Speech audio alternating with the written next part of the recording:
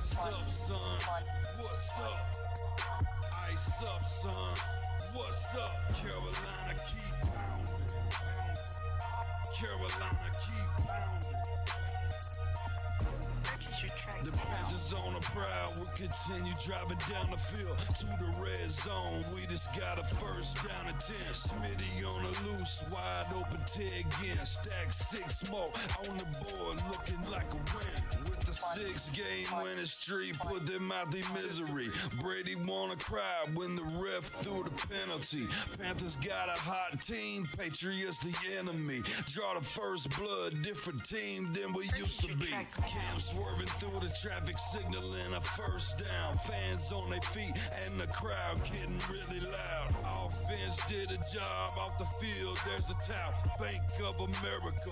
Stadium is going down. Defense got him pushed back to the end zone. Hardy with the sack. That's a safety and we got the ball. Rushing on your shotgun. Staring at the barrel, y'all. All New England fans hear him saying that ain't fair at all. Ice up, son. What's up? Ice up, son. What's up? Carolina, keep pounding. Carolina, keep pounding. Ice up, son. What's up? Ice up, son. What's up? Carolina, keep pounding. Carolina, keep pounding. Better watch the linebacker, he can read you like a book. Run 40 yards just to tackle Luke. Got him shook, Tobert like a tank. And D'Angelo with the fake. Stiff arm, out of bounds, 25 to game. Stewart back, healthy 3 lethal running backs. It's suicide, add the wide receivers, it's a rout. Secret weapon, make plays, Greg Olsen make it happen. Keep pounding on these haters, we ain't playing John Madden. Legion of the hometown go boom. Force and fumbles, Panthers making sure the ball is loose. Jack move, Charles Johnson, yeah, he will come attack you. State of mind, mentally and physically, we pass you. Godfrey in the nickel back, and he making sure we're safe. Panthers on the prowl, we gon' come and elevate the state. Hard fought thriller, only 59 seconds left. Panther fans on the feet, heart beating out the chest. Ice up, son, what's up? Ice up, son, what's up? Carolina, keep pounding. Carolina, keep pounding.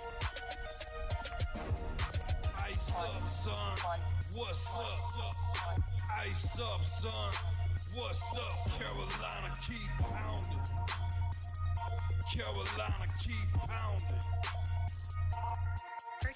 Ice up, son, what's up? Ice up, son, what's up? Carolina, keep pounding. Carolina, keep pounding. Ice up, son, what's up? Ice up, son, Carolina, keep pounding. Carolina.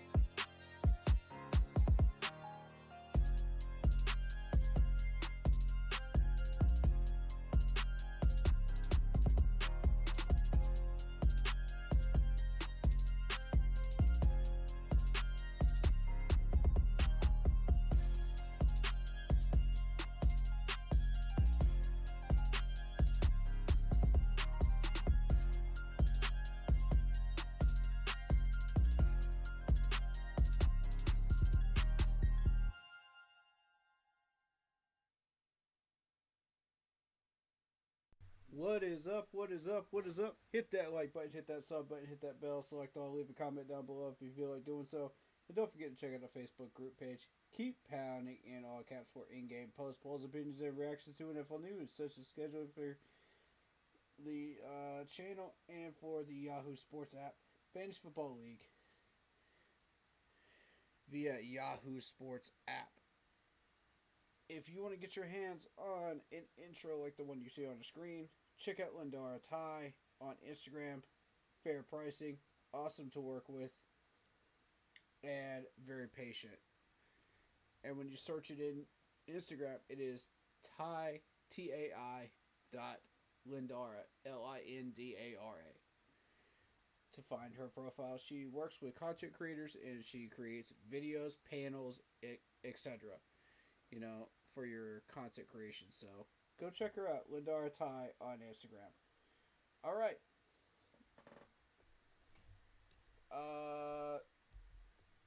Mock draft Monday, number 4, is underway. Shout out to Real Sunchild. He says, yes, sir. Carolina, keep pounding. That's the attitude right here, man. That's the mentality. Yeah, give me a second. I'm just responding to some text here.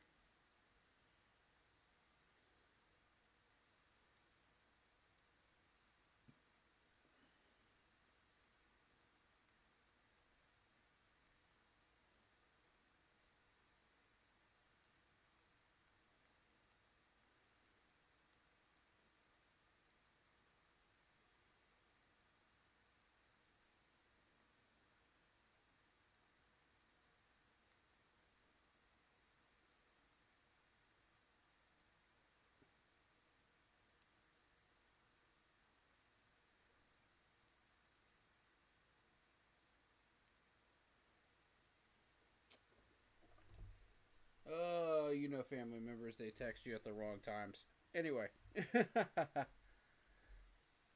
Love him to death, though. He didn't know.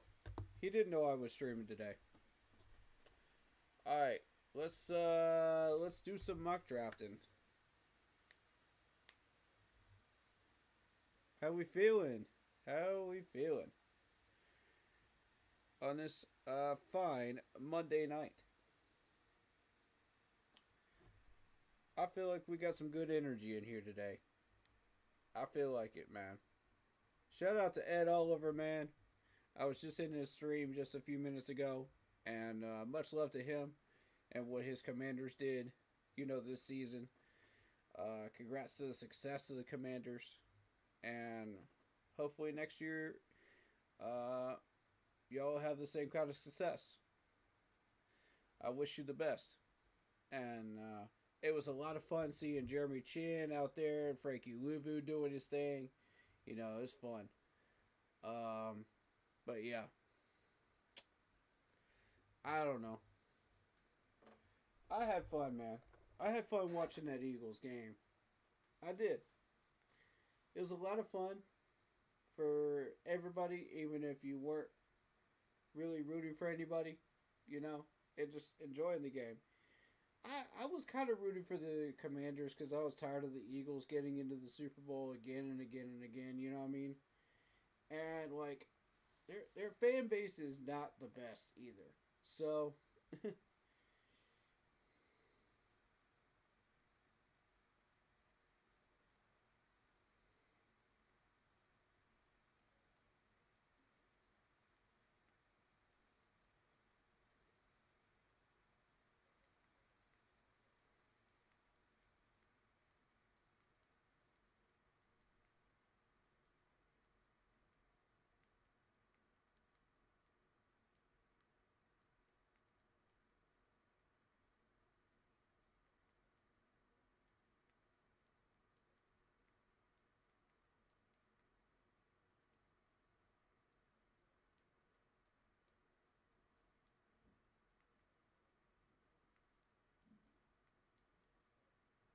alright. Sorry about that. That was important.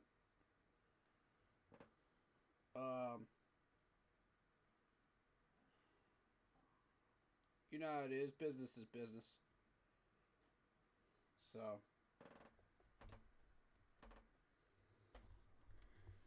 that's some real life stuff right there. That goes beyond football. So I had to deal with that real quick.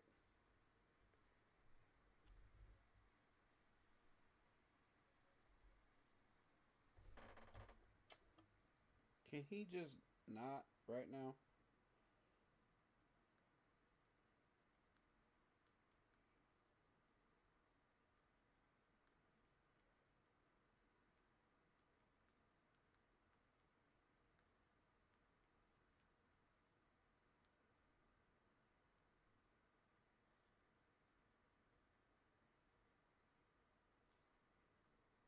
All right. I promise I'm gonna get to these mock drafts. I promise.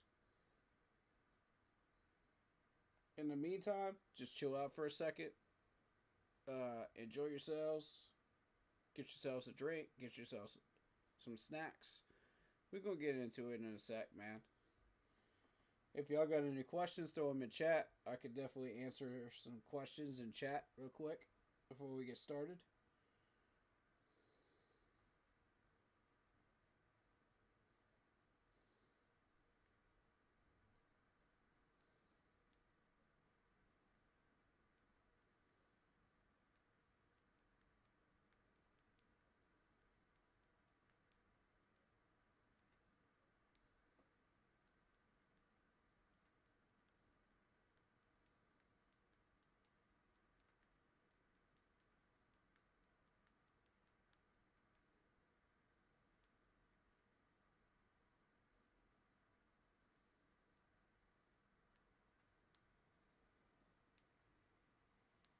All right.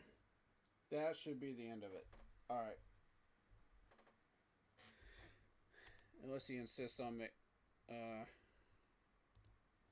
covering that topic right now, which I'd rather not. But cool. All right. That's what's up. All right. Let's get down to business. We got we have the 8th draft pick now. As I've said before, we have about 4 or 5 different options in the first round. We have about 6 or 7 in the second round that I've been targeting myself. And there's no way to really tell what players are going to fall where. In some cases, it depends on what the other teams pick above us and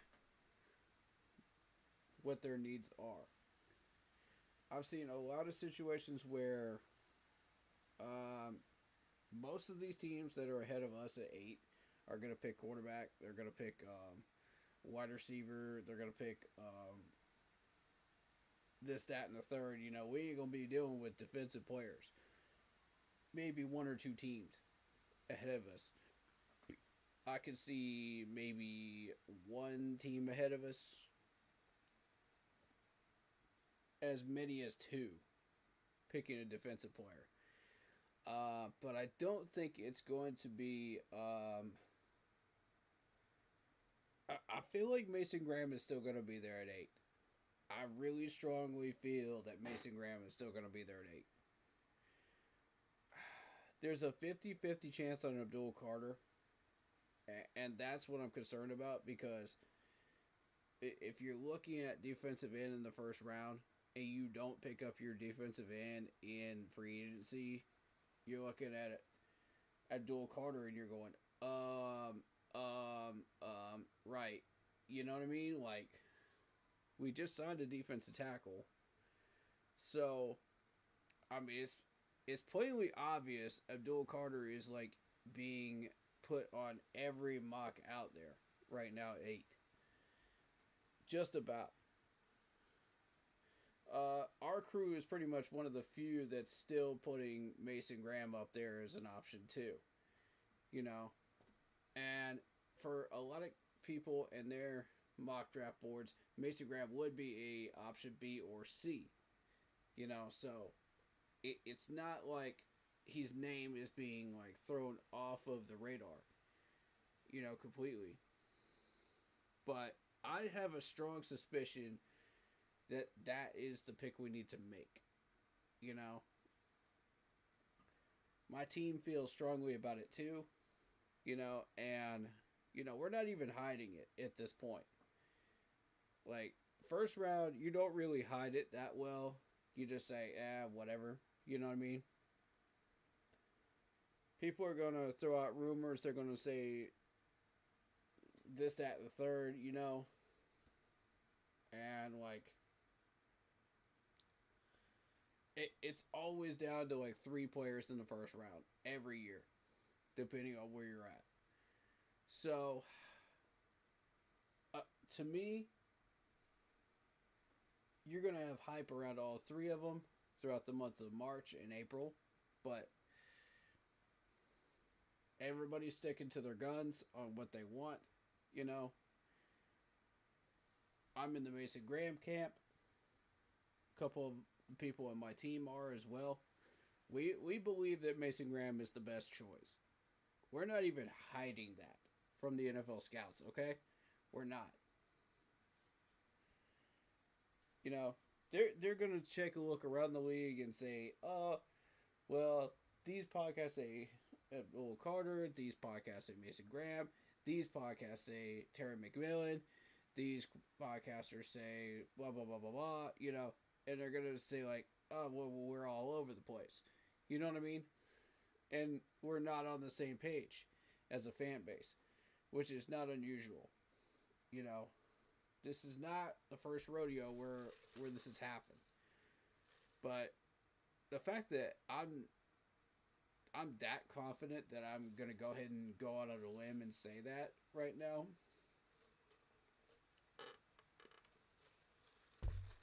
Pretty much says to everybody, do your thing. You know what I mean? Do your thing. And if the Panthers pick your player, okay, cool. If the Panthers don't pick one of your three, your favorite, then you're going to get pissed off. It's just the way things work, It's how that works. Now, I don't want to be that person, you know what I mean? Like, that says, oh no, well, you can't have everything you want, you know what I mean?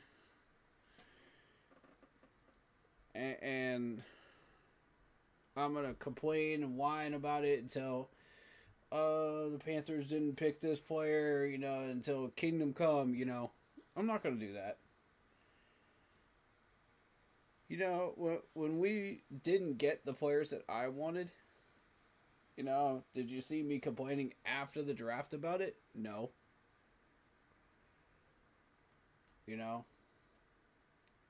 Not that much, no. Because I said, okay, we got some good players here. Watch the post-game review stream. Watch the post-draft review stream. Because that's when I started opening my eyes to what we picked up. And I said, hold up a minute. Let me look at this with 20/20 clarity vision without the emotions involved. You know what I mean? Because everybody's going to have their draft board that they think is right. They're going to have their players that they think they're right on. And, like, at the end of the day, when you go into draft weekend, nobody's totally right. That's just how that works. You might get lucky with 2 picks, but that's about it. That's really about it. I've seen this countless times. And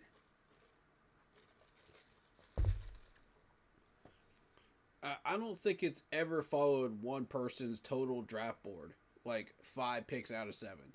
I don't think that's ever happened before on any mock draft stream. Like, that would be wild if it did. I'd be impressed if it did happen that way. I'd say give the person a job. You know what I mean? Because they accurately predicted 5 out of 7. Not freaking bad. You know what I mean? Like, you've done your proper homework. You've done your research. You've gone the distance with this for several months. And that is how you came up with the 5 out of 7. You know what I'm saying? Or 5 out of 9. And I'm like, go to it then. Let's see you do it again. You know what I mean? Like, if you could accurately predict it again, like, that's what's up.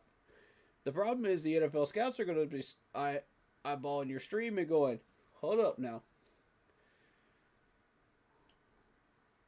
Panthers going to pick who? You know what I mean? So they're going to use that, and they're going to accurately predict what the Panthers are going to pick, and they're going to use that against us. You know what I'm saying? As a franchise, and I don't want to see that happen. So that's why I'm okay with the 2 winners, you know, out of my draft boards, you know, every year. We had 3 winners last year because you got to think, what was it? Barrett counted. And then you had Coker was an undrafted. That counts. Bryce Young does not count. Okay? Just FYI, Bryce Young does not count. Because everybody pretty much figured that was a 50-50 shot anyway. We're either taking CJ Stroud or we're taking Bryce. One of the two at that point. So, Bryce does not count.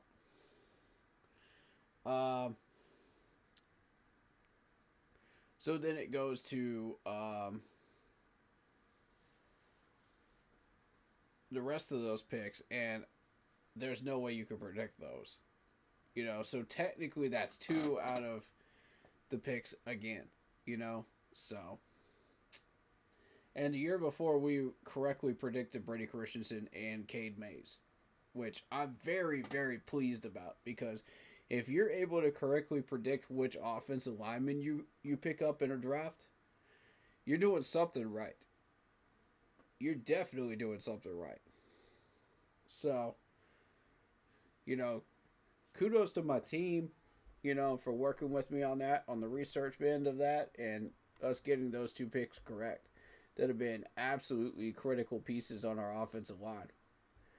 You know, and critical pieces to restoring this offense. So, hats off to them. Very, very impressive work that we have all put in together as a group. So, my team is very impressive, and I'm very, very blessed to be working with these gentlemen. So, that being said, let's see if we can get some more of these picks right, huh? Let's see if we can get them.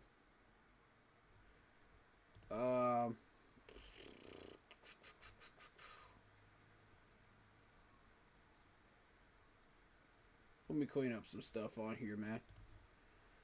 One moment.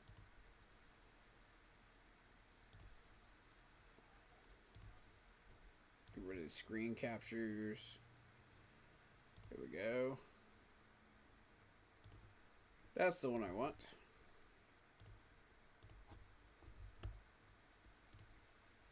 Over the bend, and there we go. Cool.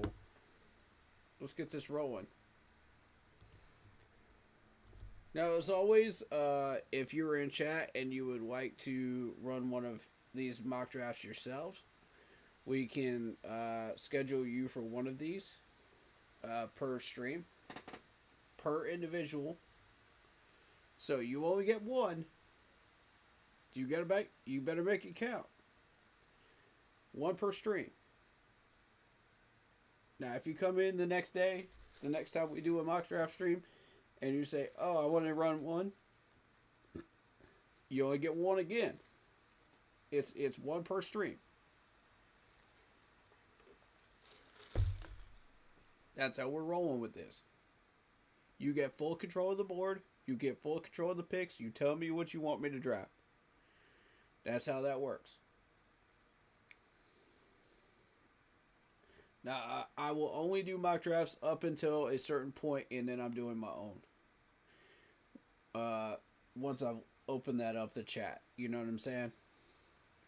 And tonight, I do feel like opening it up to chat, you know, because I will be doing this late, but not too late, you know, because I do have a lot to do tomorrow.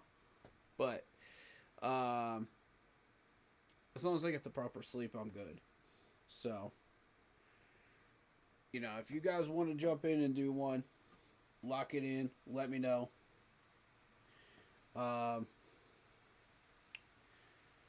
If we have like 2 or 3 of them, we'll do like a dice roll or something like that, and we'll figure out who wins, right?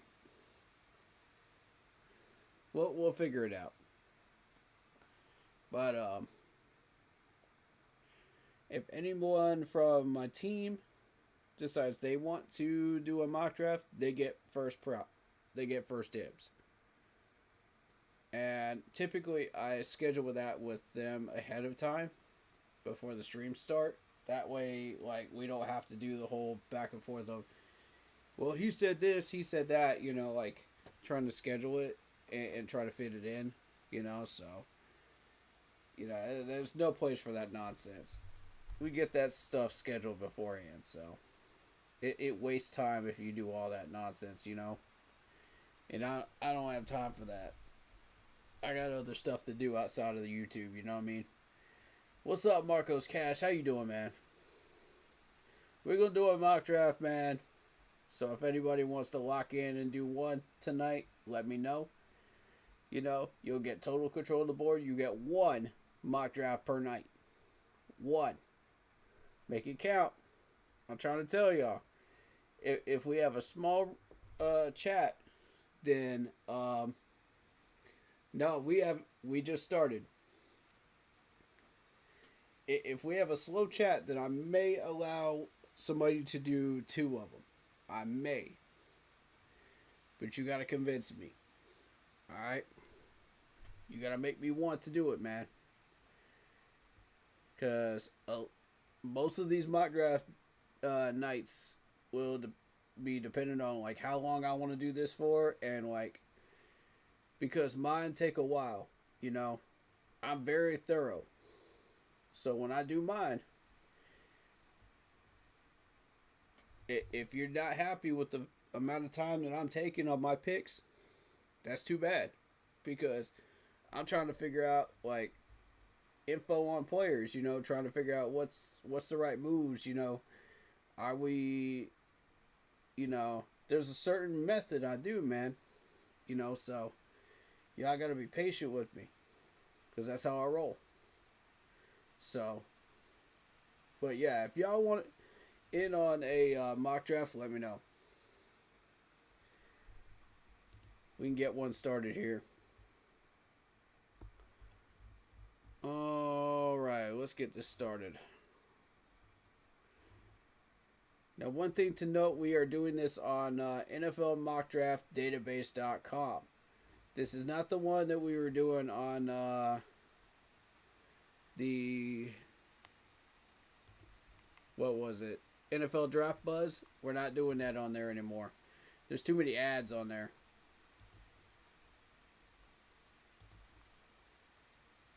Now, I did not ask for these videos to play. Stop it now. There we go. You're gonna stop trolling me now. Alright, so here's what I want to do right out of the gate. And this is going to sound weird, okay? Y'all follow me on this, though. Now, notice we have 2 7th rounders. 1 7th rounder next year and 1 7th rounder this year. Check this out. Guess what I want? I want your 206. I actually want your 205. I want your 205. I don't want your 207. So I'm going to have to reset that. Let me reset that. Buffalo. I want your 205. Look at that. Look at that. Even trade. 2 7th rounders for a 205. Now, y'all watch. This puts us in the 6th round. We don't have a 6th round pick right now. This is the time to do this. This is 2 7th round garbage picks that we're not going to do anything with. That's garbage time. So why keep the 2 garbage time picks when you could have a 6th round 205? You know what I'm saying? Like, this is smart business right here. Traded, done. That's before you even start. We haven't even started the mock yet. You know, I've already got us in the 6th round. Now, you're not going to be able to see what these teams pick before that we pick once it goes off the screen. So I want you to be aware of that. That's one of the drawbacks of this website, which kind of pisses me off, honestly. But, you know, it's still free, though. So, and the trade offers are fair. It's realistic and it's fair. So, you'll get a lot of this bullcrap, unrealistic trade offers, you know, that they'll send you. But, you know, overall, you'll get some realistic ones, too, that would actually happen on draft day. All right, so let's get this started. Tennessee goes Sanders, Ward, Moreau, Banks, Johnson, Hunter, Campbell. Now, we are at 8. Okay. Lions want me to trade into the 4th round. See, that's the unrealistic ones right there. I don't care about picks next year. I need picks this year. Falcons, nope. Not trading with the division rival right now. Alright, so this pick is going to be between Abdul Carter and Mason Graham. And McMillan. And as a bonus, you got Michael Williams. Now, I've seen Michael Williams go on a few people's mock drafts. It's very rare. McMillan, I've seen that on a few people's draft boards as well. But for me, it's between Abdul Carter and Mason Graham. Marcos Cash says stay at 8. I agree. I think most people's mock drafts would agree that we stay at 8. Now, we are open to moving down. But I haven't gotten a proper offer. Plus, we've got these 2 sitting up here, plus McMillan. If we so choose to go that direction, and I don't want to go that direction. We need help, immediate help on that defensive line. So my pick is going to be Mason Graham. I'm not going to say why specifically, but I do like Mason Graham, and I believe that is a safe pick at 8. Now, what goes on in the rest of this first round, I'm not really interested in.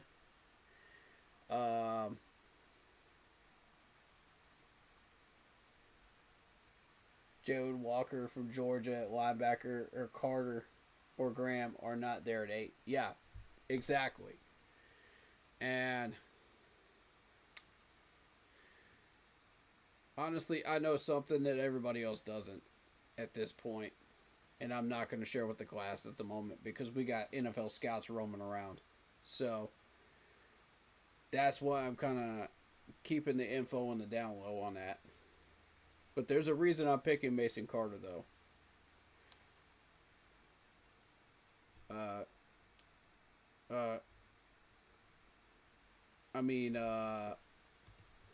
Mason Graham, my bad.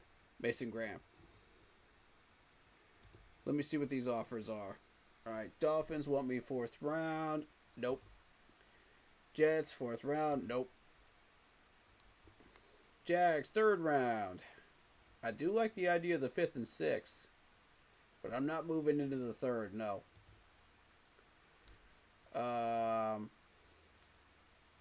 No. All of those are garbage. Alright. Now,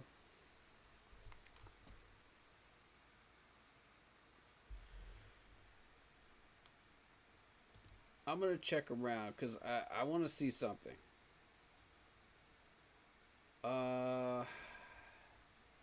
Let's see. Excuse me. I'm always yawning, so you'll get used to it. Now we got pick number 57. Pick number 57, ladies and gentlemen. This is a tough pick. We do have Jackson Dart sitting here. I do want to remind people, we do have Jackson Dart. But I think there's a lot of different options here.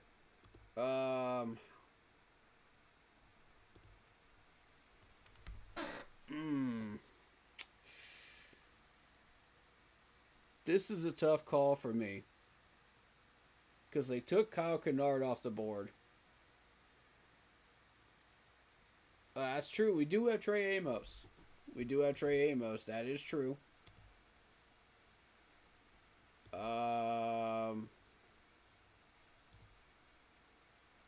There is Jared Ivey. Jared Ivey's there.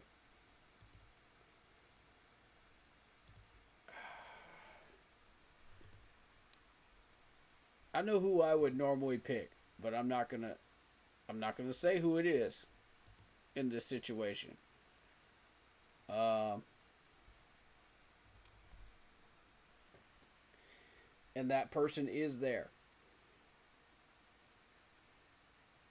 But again, we got NFL scouts roaming around, so it's way too early to throw out this name. So what I'm going to do,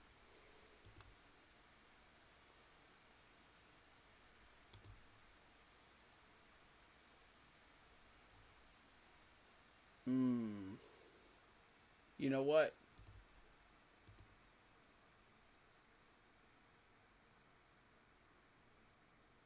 what?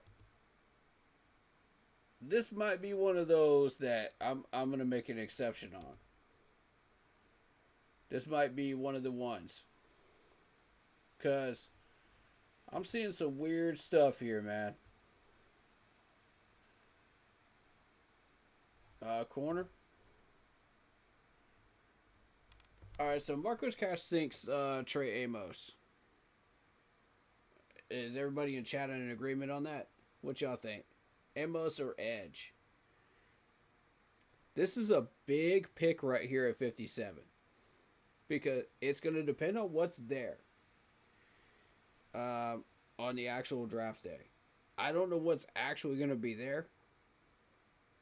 If it follows the same formula as last year, we might have some really good pieces on the board at 57. You know, around that area, like we did last year. You know, because some of these pieces didn't drop immediately. And I was like, huh, that's interesting.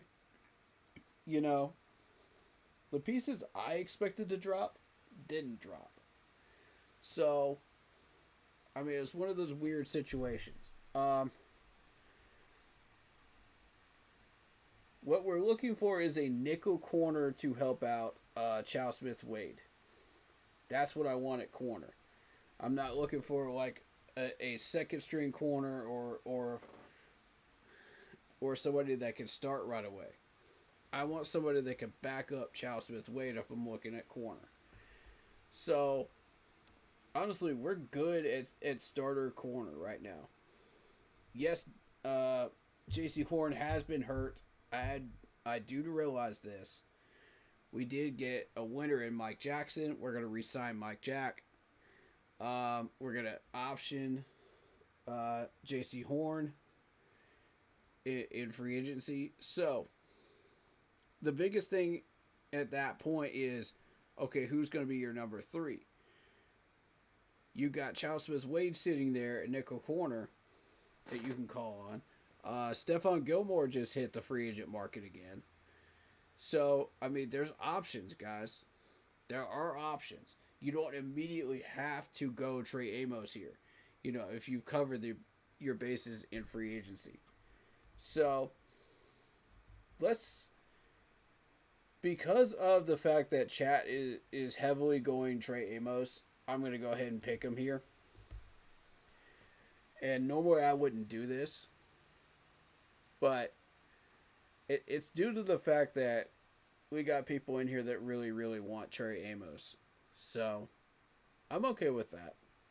For this mock draft, I'm okay with that. All right, now 74. 74, we needed an edge rusher. I like Jared Ivey. I like pairing up Ivey with Amos in this scenario. The last time we paired up was the Texas guys, Sanders and Brooks. So that worked out really well. So at this point, I'm not against the idea of doubling up Jared Ivey and Amos, since Kyle Kennard is not there anymore. But I want you to keep in mind, we do have Tez Johnson here at 85. We have Gunnar Helm at 77 here. We've also got Mokuba sitting here at 91. And Kevin Winston Jr. Jackson Dart, as I've noticed, has gone down to the 4th and 5th rounds. But on an actual draft weekend, I think he's going to hit in the 2nd or 3rd round. Somebody's going to pick him up early, and it's going to be Ewers after that, and then we'll see what happens, at quarterback. That's my take on that. That's what I think is going to happen. The guy I wanted is gone. Okay, so Marcos Cash says he wants Ivy. I don't know. Fannin Jr. at tight end sounds good. Fannin? Okay. I don't know anything about Fannin Jr. Sell me on him. Good blocking tight end, potentially. Well, I mean, we do have Jordan Matthews for that. But here's the thing. I don't have any faith in Felipe Franks. I don't have any faith in Ian Thomas. I don't have any faith in anybody but Jordan Matthews at this point at 3rd string tight end. If you're keeping Matthews around. But if you're not, then we do need to go after a 3rd string tight end, which you could find in the draft. And in my opinion, I'm sitting down here looking at Arroyo, Uklaki as good options. I like both of them. I do vouch for Jake Brenningstool of Clemson, being a Clemson fan. But I like Terrence Ferguson too. I've heard some good things about Terrence Ferguson. So, there's some good options here. But, I mean, you don't need to really push 3rd string tight end right away. And that's the point I wanted to make, is we have other opportunities to pick up bigger, solid defensive linemen here. And that's why I like Jared Ivey in this spot. Not sure how far you would push down unless they do something in free agency. And, I suggested last year that we pick up Zach Ertz, and we didn't pick up Zach Ertz, and now we're regretting it. And that's one of the last great tight ends that was out there. Can you imagine if we had Zach Ertz in our tight end room, and we had given up on Ian Thomas, we had given up on Frankie, Felipe Franks, and Jordan Matthews? Dude, that tight end room would be nasty. And you'd have Tremble at 3rd. Oh my goodness. I'm trying to tell you, for a couple of million, man. For a couple million, we could have had Ertz. Y'all shot yourselves in the foot on that one. You got no one to blame but yourselves. That could have been so nice. Oh, man, we have gotten so many good free agent tight ends over the years. Or had good luck with tight ends. Because we had Greg Olsen. We had the guy from the Giants. I forget his name. But he was a beast. Like, we've had some really good tight ends. Like, so. But we need immediate help at edge rusher. So I'm going Ivy here. I think that's the right pick. Considering. Now, at quarterback, we are going to go ahead and assume that we re-signed Andy Dalton for 1 or 2 more years, right? So, let's assume that, so we're not going for Jackson Dart or any of these quarterbacks. Also, there is the conversation of they're going to bring back either Fields or Russell Wilson up in Pittsburgh. One of the two is going to stay, one will go. And I told you, Russell Wilson is on my list. I wanted Russell. He was my top choice. You got Geno Smith that I don't know if Arizona is going to put up with him much longer or not. But if we can't get Russell Wilson, I'm interested in Geno. Because Dave Canales has worked with both of these gentlemen. And I would love to see that happen again. Now, I want to throw another wrench in the system here. Because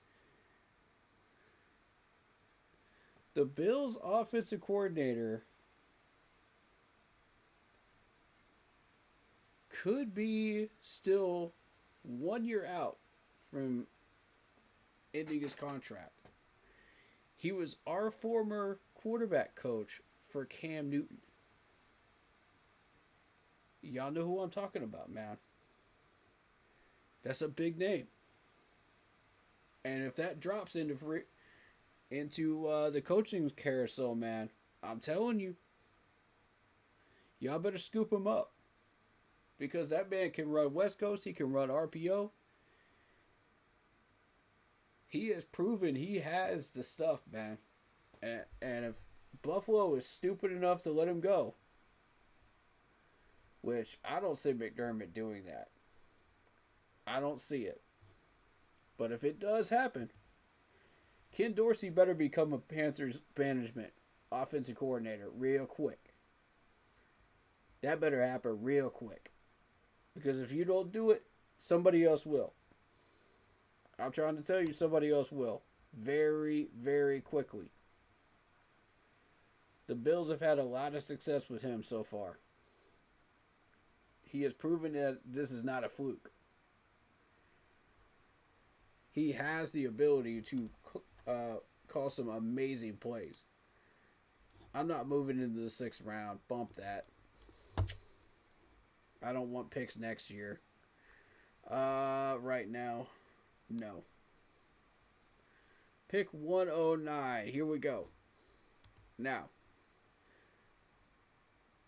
this is where you kind of get a little bit dicey. I want a linebacker here. I think I want a linebacker here because I don't see these linebackers.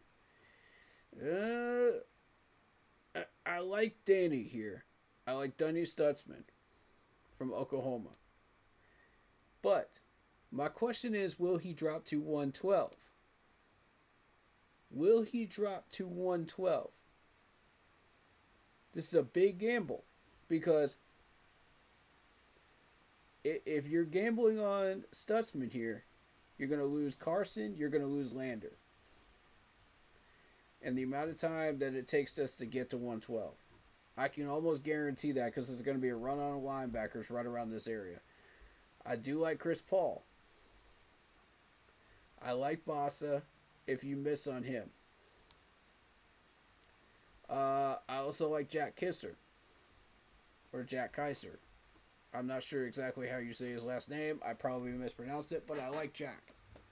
Jack's a solid guy from Notre Dame. Now, those are your options. But I wouldn't go much further than that.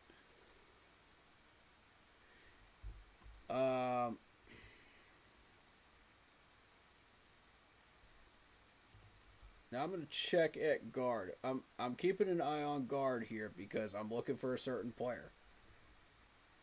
And okay, there he is. Gotcha. Now I'm also keeping a close eye on running back too, because Raheem Sanders is sitting here at 137. Phil Maffa is a solid running back too. I vouch for both of these guys. Sanders shredded my Clemson D-line, man. He shredded that D-line. I was like, wow. And this is a strong Clemson D-line we're talking about here. Yeah, we played soft opponents, but I like Sanders a lot. That is a tough runner right there. That dude is built. He is built. I like Dylan as well. Dylan's strong too. They're very strong runners. Phil Maffa is more of a speed back, but he can play power back if you need him to. But when we're talking about which one of these guys can catch between Sanders and Maffa, I definitely favor Maffa when it comes to catching, because Clemson guys are drilled a lot harder with hand drills when it comes to running backs and wide receivers. So our drills are working out really, really well, because we've had a lot of very successful wide receivers come out of Clemson that have been drafted. Same with running backs for that reason, because they're multi-tools. Sanders, yes, he can catch, but he needs a little bit of work with that. So whatever team gets him, they'll work with him, they'll build him up, and they'll take care of that problem with the jug machine in the NFL. He just has to catch up to the NFL speed. So, that's down the road. We're not even looking at those right at the moment, but that's down the road. Safety. Malachi Moore is sitting here. I like Mokaba again. But are we ready to go safety right now? No. Wide receiver, you're looking at Tez Johnson. So, as of right now, I'm looking at a... okay, I'm not looking at tackles. We can wait on that as well. Alright. So, for me, it's between Stutzman and Tez Johnson at this stage. Yeah, you do have a tight end here. You could go Luke Lackey here. Honestly,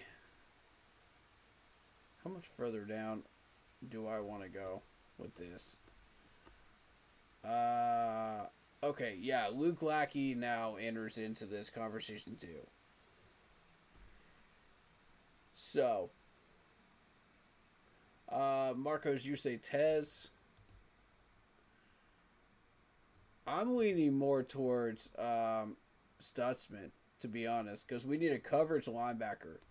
And the reason I say that I want Stutzman over Tez at this point is because of the fact that Tez will sit until 112. As far as I'm concerned, I think he will. But you do have other wide receivers here too. You have Lacey. You have Jack Beck down here at 122. And I want Jack Beck. I'm gonna be real with you. I want Jack Beck. Have you seen his numbers? Let me pull up his numbers for y'all. This is going to surprise y'all.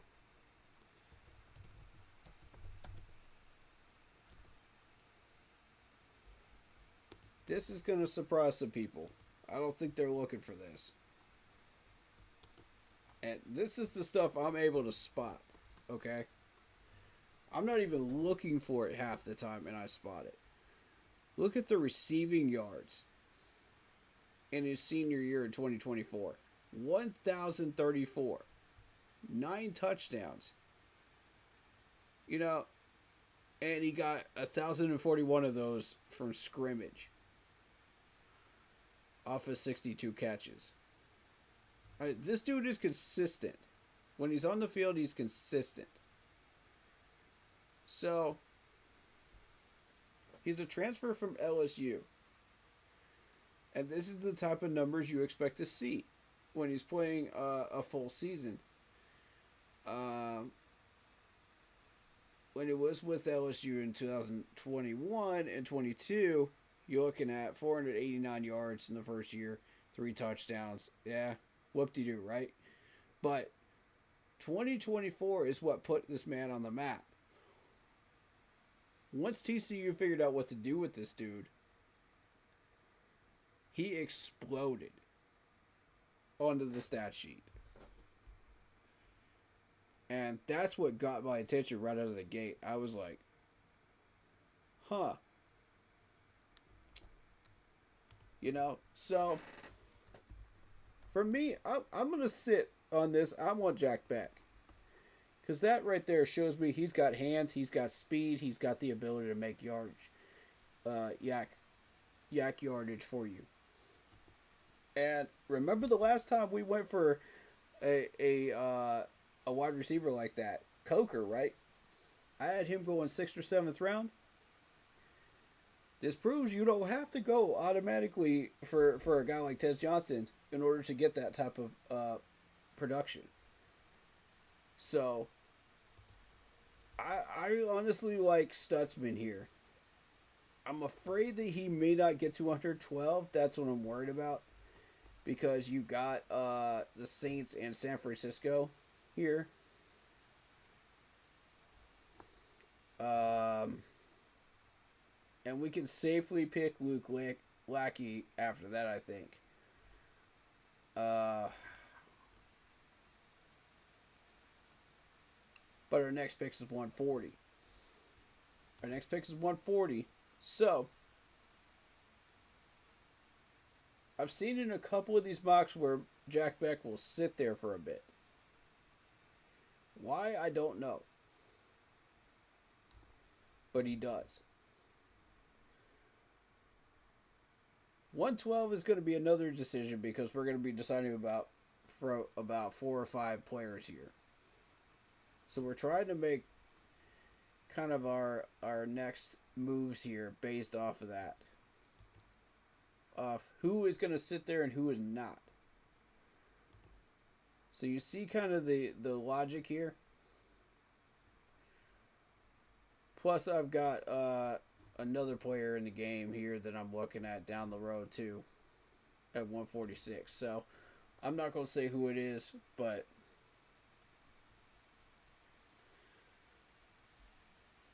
I know that Stutzman is not listed in the orange here, but I think it's the right move.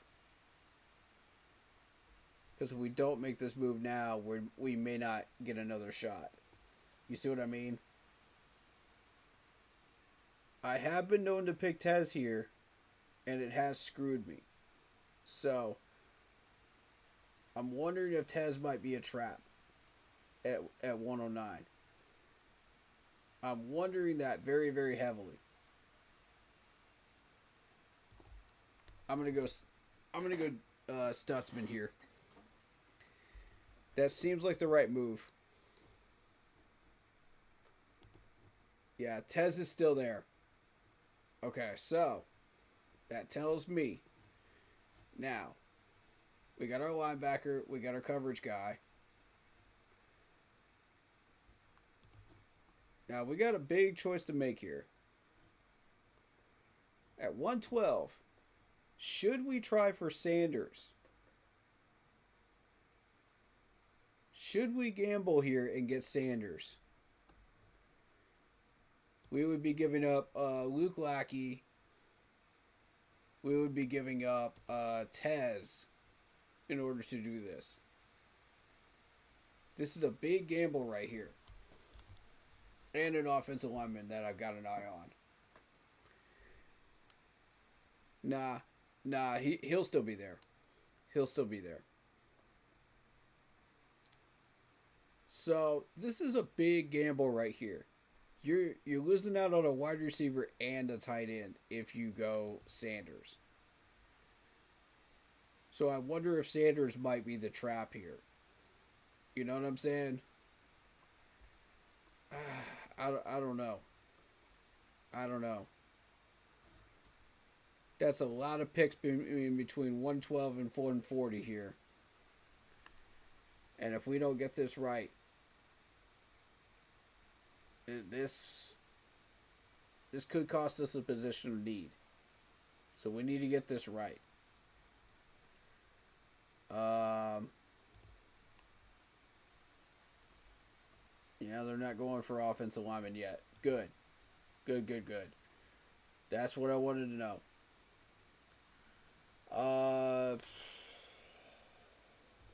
Wacky. We could really genuinely use a tight end here. And this is the really good tight end here. We do still have some depth at wide receiver. We do still have some depth at running back with Phil Maffa, Taj Brooks, and yeah, those two. Excuse me. Now, safety. This is where Malachi Moore pops into the conversation because Malachi Moore is an excellent safety. But do you want to sit there and wait for Shiloh Sanders, at 226? Like, how y'all feeling about that one? Because I think if we're sticking with the 3-4, which nobody's happy about, and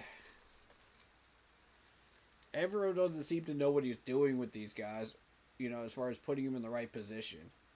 So, I mean, even if we do sit there and we keep Xavier Woods and Fuller back there, there's no telling if these guys are going to be in the right spot at the right time, to stop some of these plays in 2025. So I'm a little bit concerned about that, and that's why I'm putting Malachi Moore into this conversation here at 112. So I don't know, man. I don't know. This is a tough pick here. Yeah, Tez is here.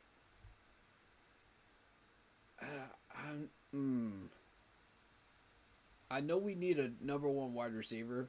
I know we do.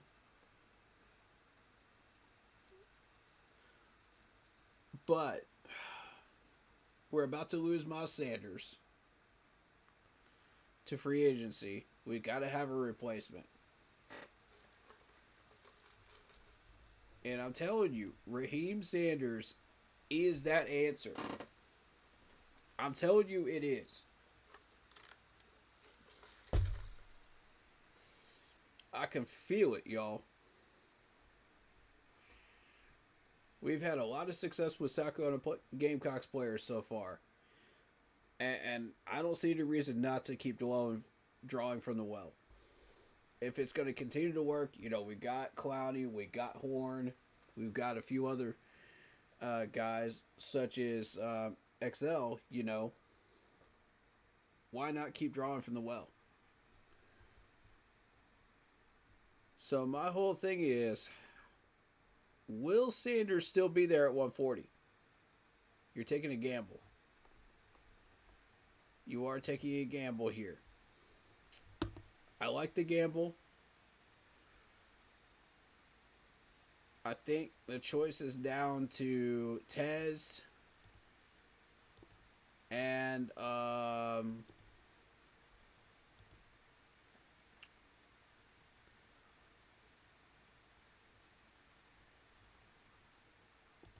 Tez and Malachi Moore for me. Which one do we need more? Safety. I'm going to be real with you. We're going to be okay at wide receiver. We're going to find something in free agency, you know, for a number one wide receiver. It won't necessarily look like a number one wide receiver when we pick him up, but I'm telling you, with some development and a small contract, watch what happens. Because that's exactly what we did with Coker. So,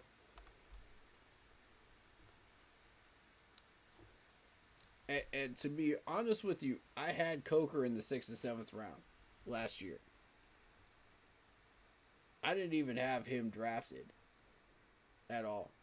And we picked him up.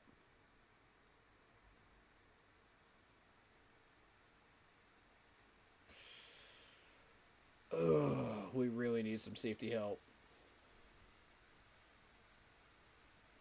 Because I don't trust Evero at all. Even if we pick up Malachi Moore, what are we actually going to do with him? You know, are we going to turn this into the next Jeremy Chin situation? That's another factor here. There's also Xavier Scott, if you miss on him. So, oh boy. This is a hard one for me. This is a hard one. I'm not even going to lie. We could solidify our running back room right now. Without a shadow of a doubt. We could solidify it. We would not have to worry about running back for the next 3 years.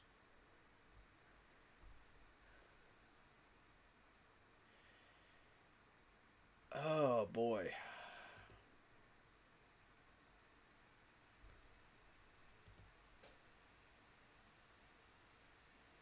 Luke Lackey. I mean, there is Mitchell Evans. I do like Mitchell Evans. But, boy, it looks like 112 is where the real action's going to be. Considering what's on the board here. Now, I don't see Tez Johnson lasting this long. I just don't see that. I don't see Kyron Lacy lasting this long either.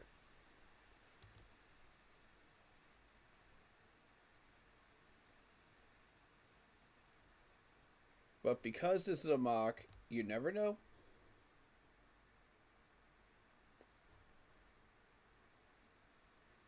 We have a backup wide receiver option. We have a backup running back option. We have a backup safety option. So I think the pick here is Luke Lackey. I know that's going to make people upset, but that's the last good tight end we've got on that board.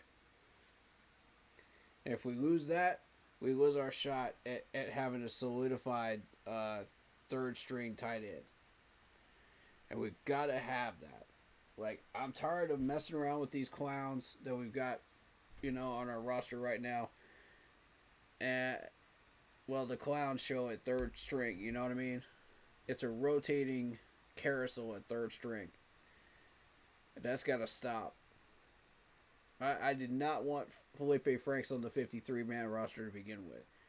Jordan Matthews is a fill-in, you know, and I'm not a fan of Ian Thomas, so that was a necessary pick. Okay, so this is an interesting trade offer by the Chargers here. Fair value, too. 140 to 158. We pick up a 176. And a 182 in the 6th round. Another 6th rounder and a 7. Interesting offer here. Okay. Green Bay wants me to move into next year. Okay, Chargers, I'll entertain this. Let's see what's on the board.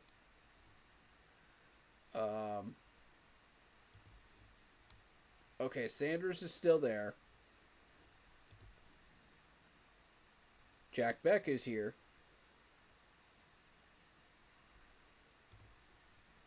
Malachi Moore is still here. Okay, cool. Where do they want me to move to? 158.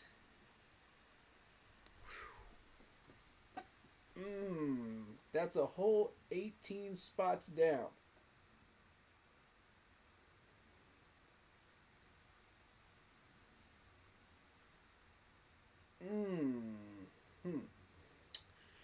I would love to have an extra fifth rounder right now. And that 6 is looking real enticing right now, too. I'm not even gonna lie to y'all. That's looking spicy.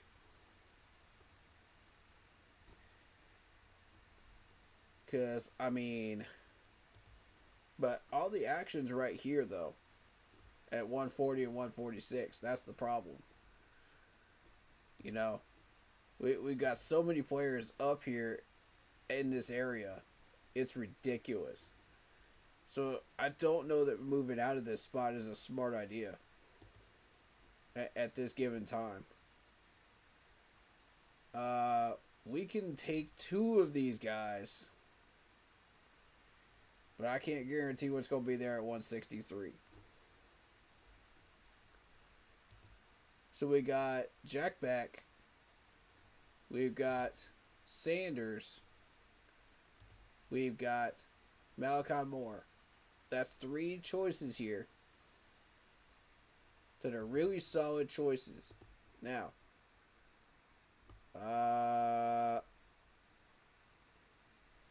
you pricks. You took my freaking offensive lineman. You animals. Alright, whatever. That's fine.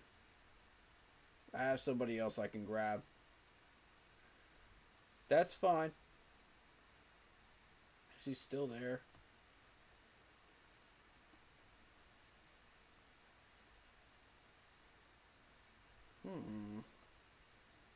No, he's not there. You got them both. Dang it, man. Alright.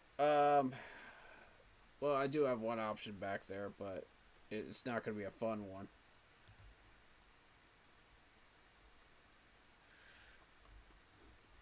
Let me see. Yeah, that'll be my last pick. Got you. Alright, that's what we're doing then.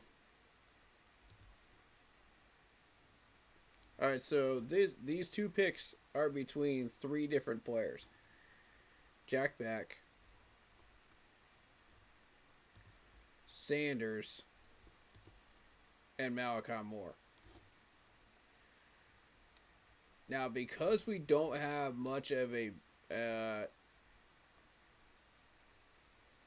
of anything else besides Malachi Moore at safety, I think Malachi Moore has to be one of the 2 here.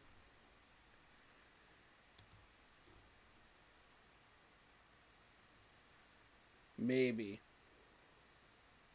You got Raheem Sanders here. You got Jack Beck. Oh, boy. Yikes. I'm not liking what's down here at wide receiver.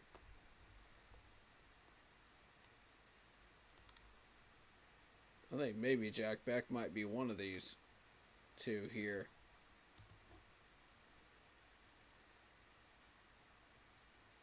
He might sit there. He may not. I'm a little concerned about that.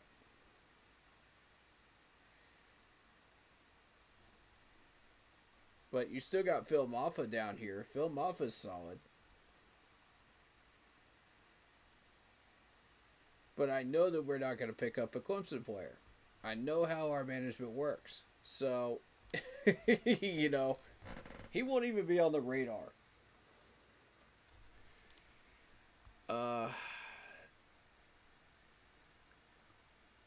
and I'm not trying to go Clemson biased here, but I do think Philip Maffa is a solid backup choice for Raheem Sanders on this board. So I'm just thinking practicality-wise. I think it's got to be Jack Beck, and I think it's got to be Malachi Moore.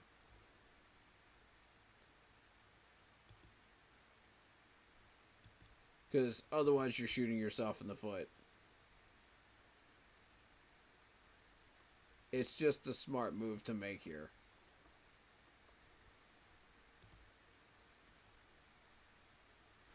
I hate to give up on Sanders. I hate it. I hate it. I hate it. I hate it. But the fact that I've got Phil Maffa down here, that's a solid running back choice. That's a solid choice. You could trade him up. You know, we've got Blackshear would be moved to special teams again. You've got Brooks, who's going to be healthy. You've got Chuba that's doing his thing. So Phil Maffa would have the time to learn under this system, and he would be an excellent back. And you could throw him in there for special plays as well, you know, for screens and whatnot. And he'll do justice for you, man. He'll get you a few yards. He'll get you those yak yards that you're looking for, you know, to keep the chains moving. So, yeah, I think that's the right move here. Now, knowing that we've got a backup running back. So now the choice is Beck or Malachi Moore to open this thing up. And to me, it's going to be Beck for this pick. Leave Malachi alone. Leave him alone. Leave him alone. Got him. Let's go, baby. Okay, Baltimore wants me to move down to 177. We pick up a 6th round for this year, a 6th round for next year, and a 7th for next year. Nah, I can't do that. I can't. No. Not when I got Malachi Moore sitting on the board. Sorry. Malachi Moore's my pick. See, this is knowing when to trade and when not to trade. You know what I'm saying? Yes, you could pick up extra picks here. Yes, it is possible. But at some point, do you want that though? With the talent that's on this board, do you want that? That's the problem. Shedeur Sanders is still there? What? How? What the?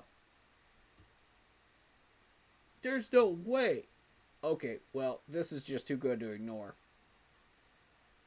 This is way too good to ignore. I gotta get him. I gotta get him, man. I gotta get him. Yeah.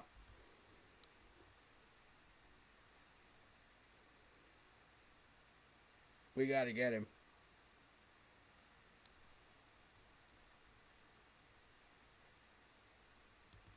And for the offensive lineman, I'm not going to tell you who I'm picking here. I'm not going to tell you. I want that to be a surprise. Because I did find somebody, man. I did. And I'm telling you.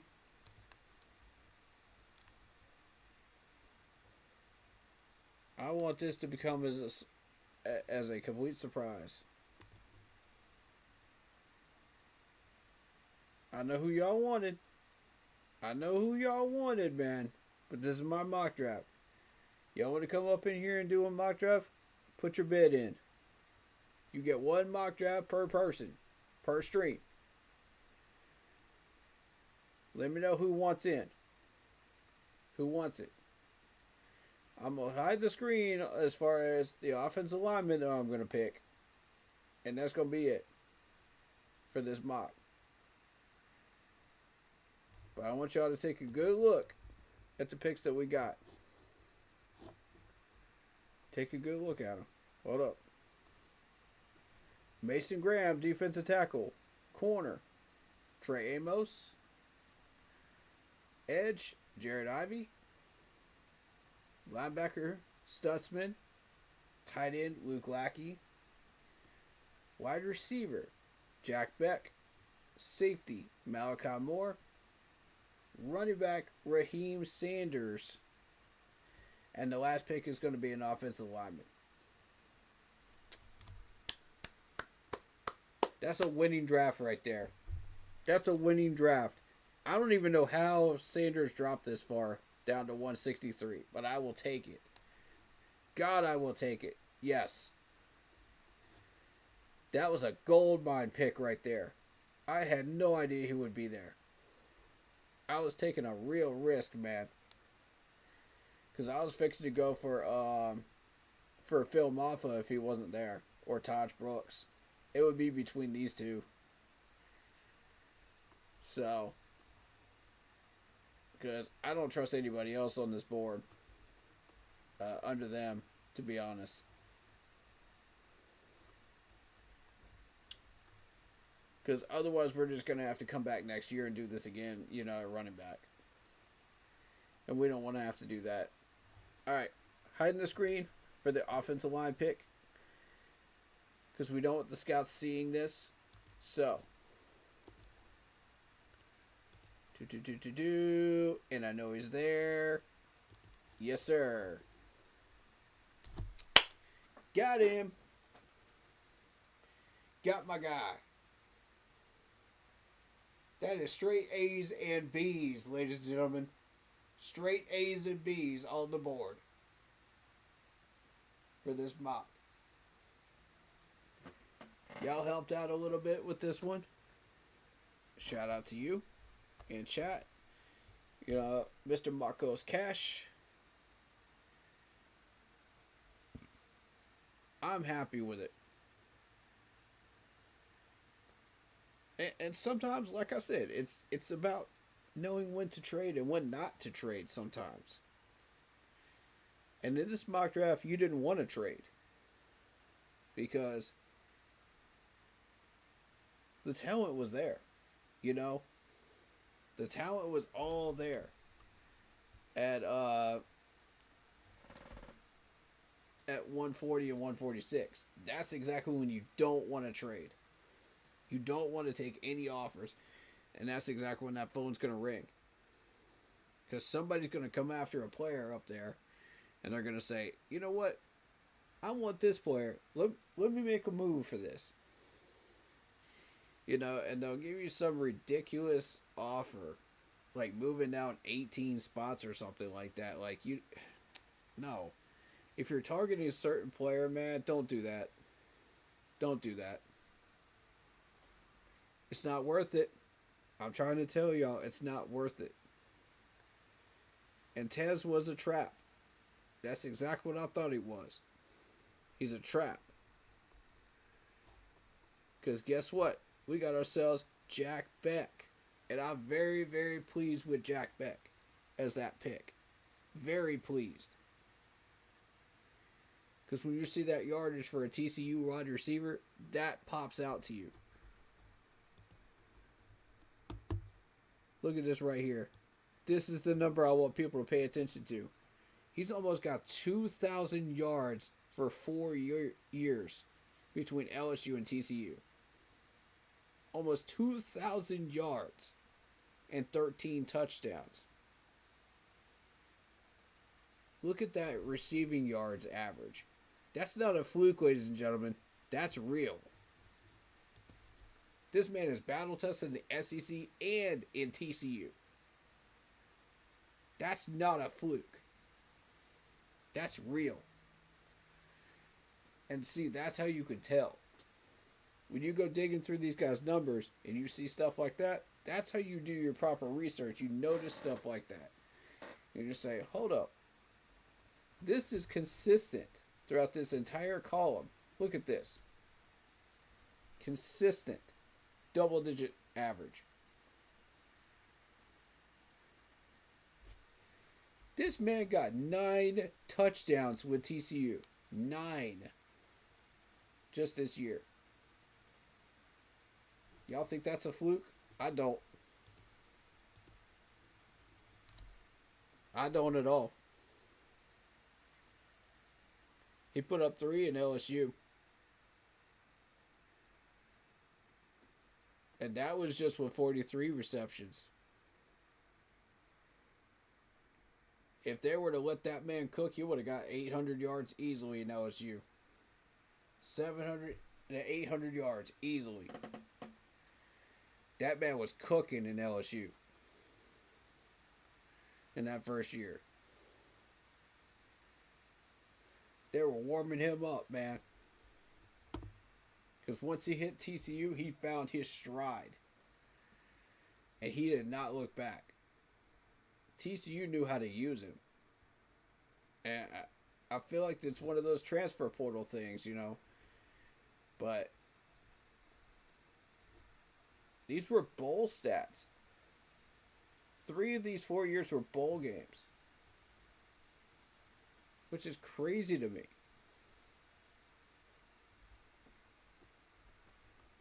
Anyway, Jack Beck, man. I think highly of Jack Beck. He's high up on my board. Y'all can say whatever you want. You can think whatever you want. But I hit on Coker last year, didn't I? Y'all saw it. I hit on Coker last year. I had him in my 7th round on about 5 or 6 mock drafts last year. Did I not? I got an eye for this stuff.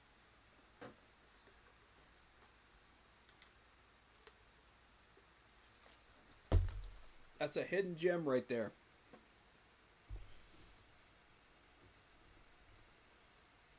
But shh, keep it to yourselves. We don't want that name floating around too much around March and April, alright? Keep it to yourselves. I like that dude though, man. I like him. That's a good draft right there.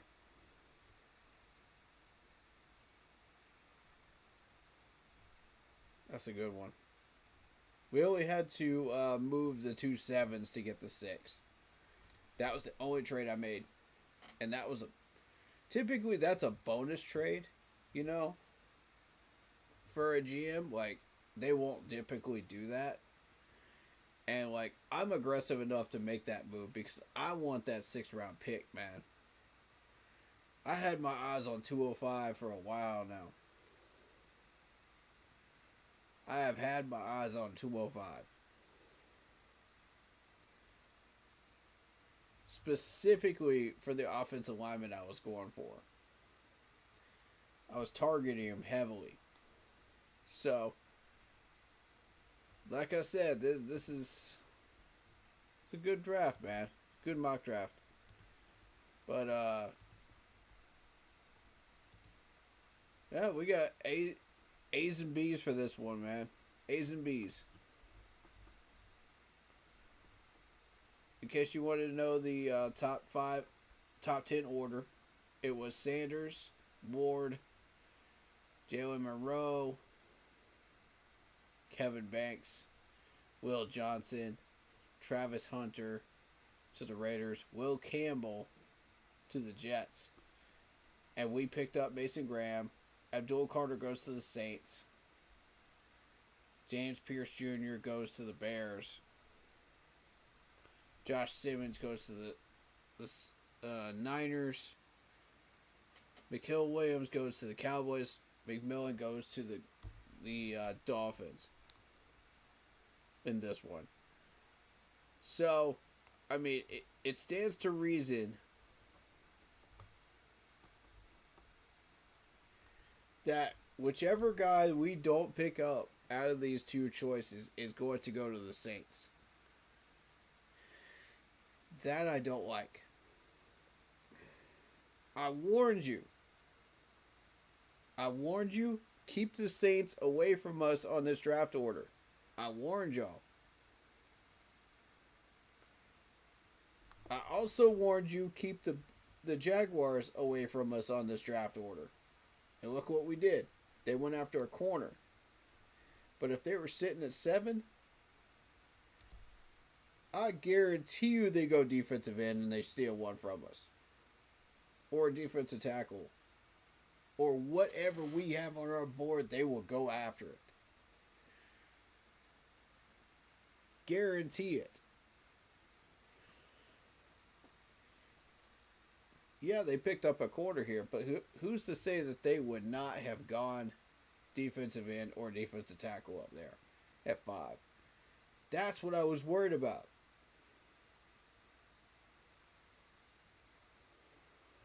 That's what had me concerned. The Raiders are still a threat to get him too. Either Carter or Graham. This is what I was concerned about, guys. This is why I was stressing about our draft spot and what these teams would be doing in the last 2 weeks of the NFL season. Because I wanted to make sure that we did not have anybody like the Saints sitting right behind us and the Bears. The Bears. They fleeced us. The Bears. Sitting at 10. So, I mean,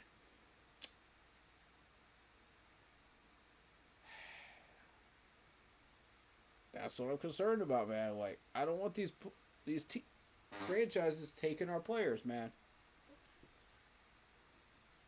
I don't want them stealing them, man. That's some scary stuff. So when you got like 4 or 5 teams sitting there in the top 12 that could steal a player from you, about 4 of them are dangerous. Jags, Raiders, Saints, Bears. I warned you about those 4 specifically. Keep them away from us. Because if they're sitting there,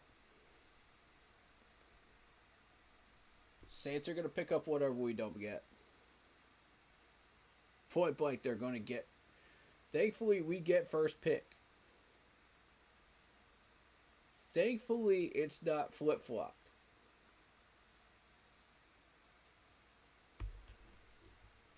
Now, this is why I'm glad that Saints game was an L.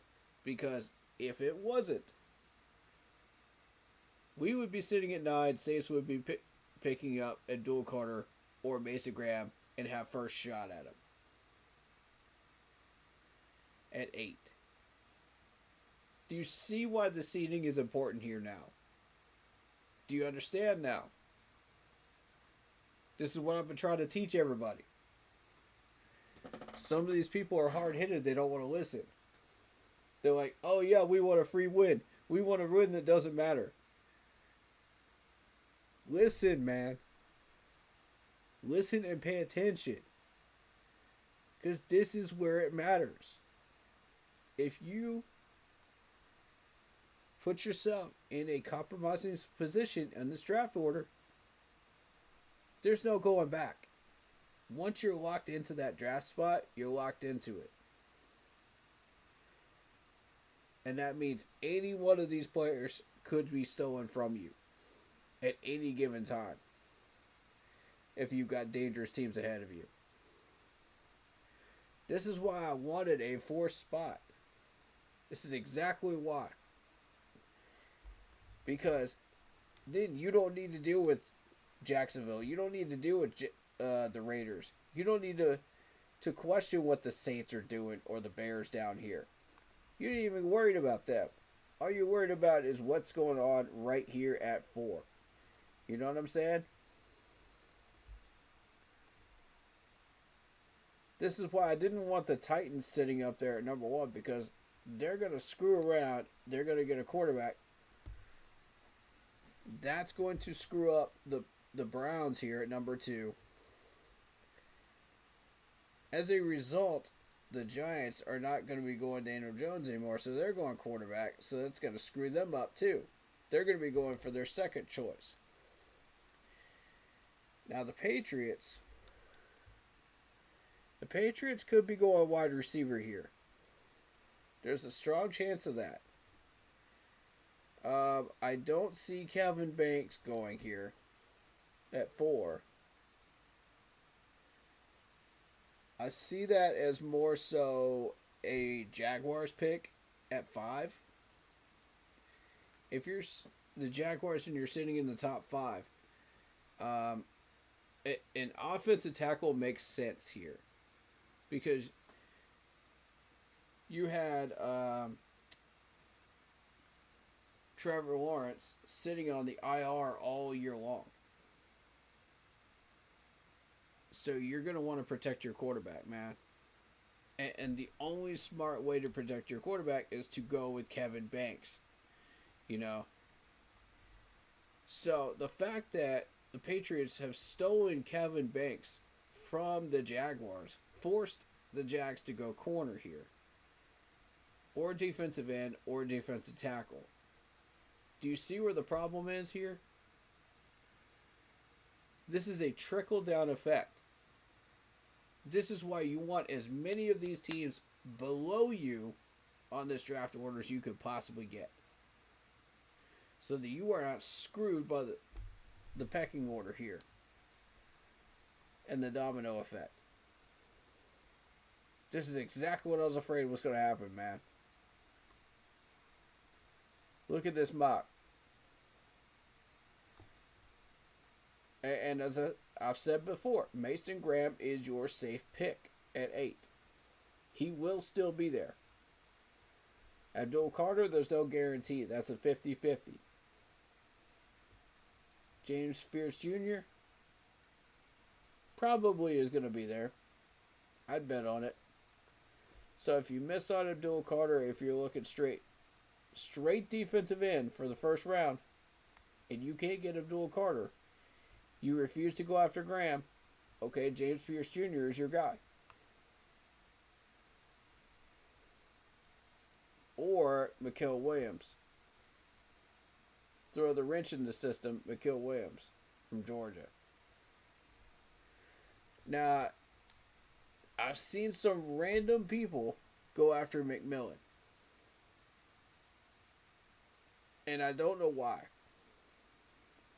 Because, again, this year just proved you can take an undrafted wide receiver and make him into a very, very good running back, wide receiver option.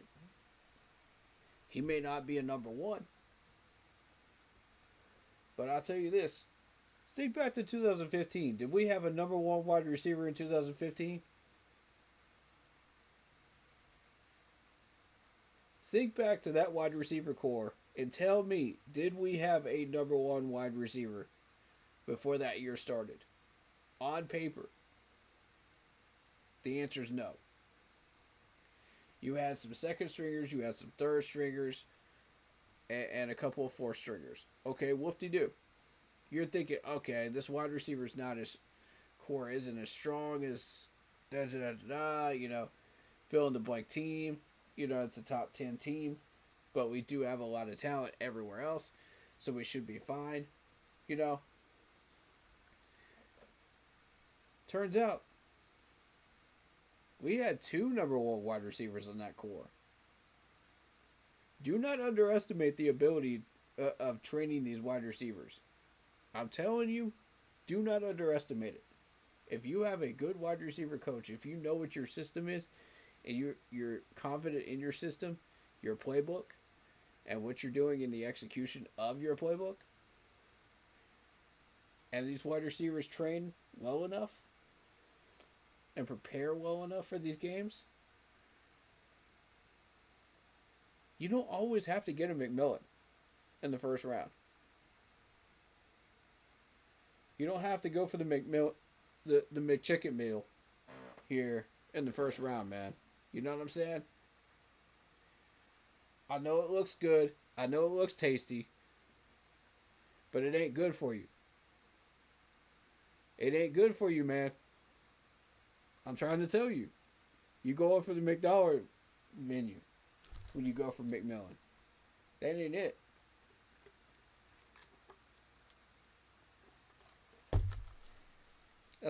That's a short fuse.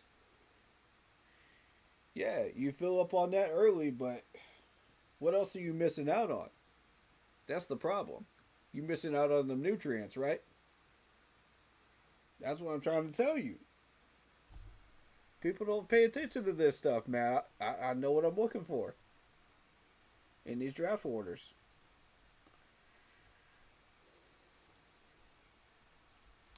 Man, let some of these teams get these guys, man. Let them get these guys. They don't know what they're getting. Let them have fun with that. And if the Raiders go for Travis Hunter, they've got to have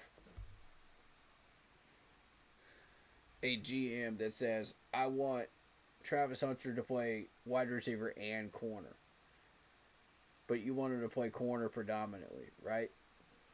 He's going to have to pick a position if he goes into the NFL. So he's going to cause all kinds of chaos, complaining about the fact that he can't play both positions in the NFL. That's what's coming. Take my advice, don't do it. Don't do it. You will be sorry that you did that. Because the dude's going to burn himself out at one of those positions. One of those two, if you put him at both positions in the NFL, and he will not be good for you anymore. He will only be good for one position, and he will have burnt himself out and got himself injured. This is not rocket science, guys. This is football 101. You got to understand what these players can do and what they can't do, more importantly. So, this is 3 teams that could potentially get in our way. I'm warning y'all right now. Do not underestimate the Jaguars. Just because the smart pick is the offensive tackle here at 5 does not mean they're going to go offensive tackle. Do not underestimate the stupidity of the Jets, too. Because there goes Will Campbell at 7. See, this is who I'm anticipating the Jaguars going after if they can't get Banks. Is Will Campbell. Now, that's if they go offensive tackle. There's no guarantee of that. And I feel like instead of Jalen Monroe, you're probably going to see the Mississippi quarterback.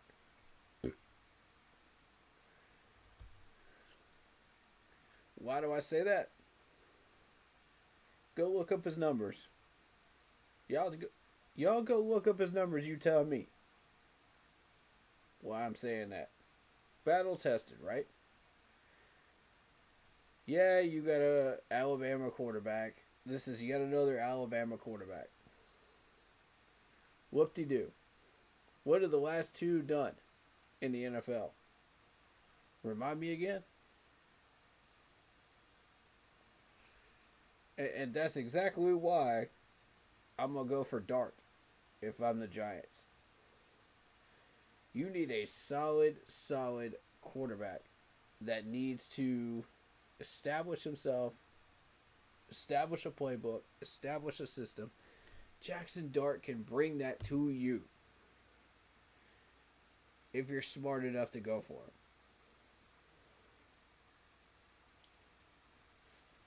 He can bring that to you. But that's up to you. You have to want it bad enough, Giants. And I don't think they do.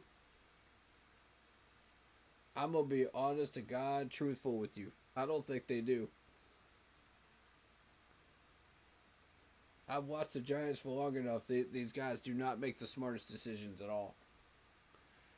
And ever since Gettleman retired up in New York, which was his right to do so. You know, he's earned it. He's had an excellent career as a GM, and he's earned it. You know, so the guy you switch the baton to better be picking somebody solid. And in the last couple of years, the guy you tossed that baton to has done nothing with it. He's dropped it on the ground. You know, because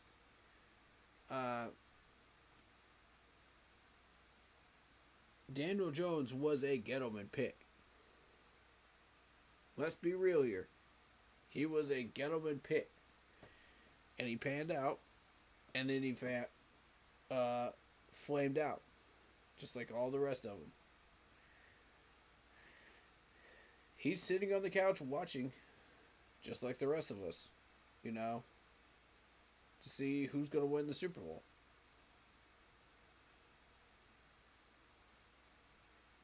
So now you're going into your first quarterback post Gettleman era in New York. And you're going to choose Joey Monroe?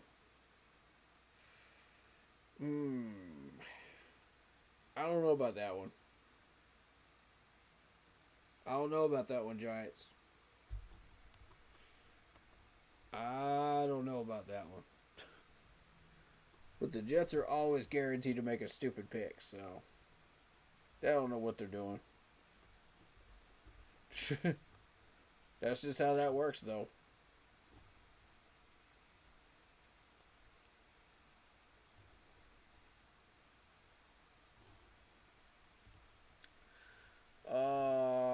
Let me post that into Team Chat.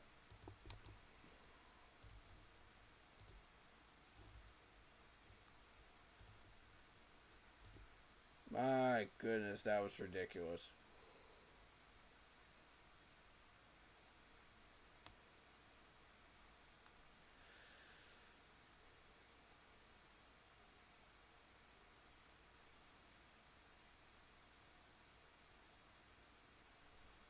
Let's see. Alright.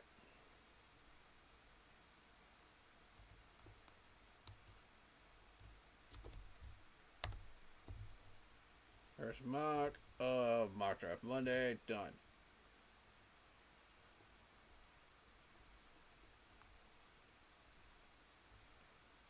Cool.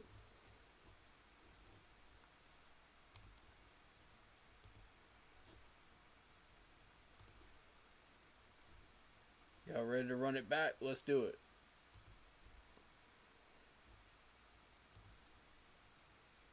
I'll run it back one more time for y'all. I think today. Unless somebody wants to jump in and lock in a mock draft in chat. But y'all better stick around for the entire one. For every pick, though. If you locking in, make sure you're here for every single one of these picks. Because if you leave chat and you don't come back for 2 minutes, I'm picking for you.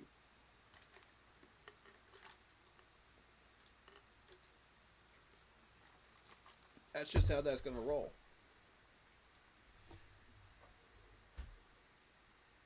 I ain't got time to play around with y'all, man. We're trying to get the content, you know what I mean?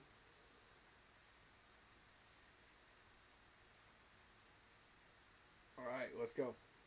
Get into the draft room.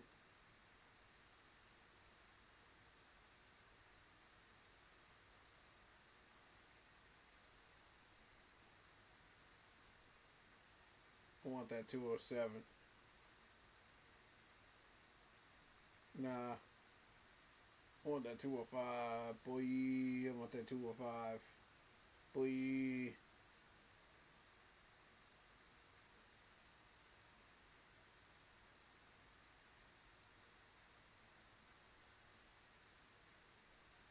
Give me that 205.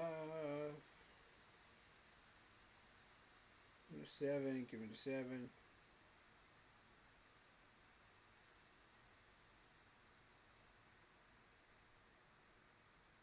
Done. Alright. So we are now in the 6th round by moving 2 sevens. So now you got a 205 with Buffalo. And I'm telling you, that is the move to make. On draft day, that is the move to make. There's going to be talent at 205, I promise you.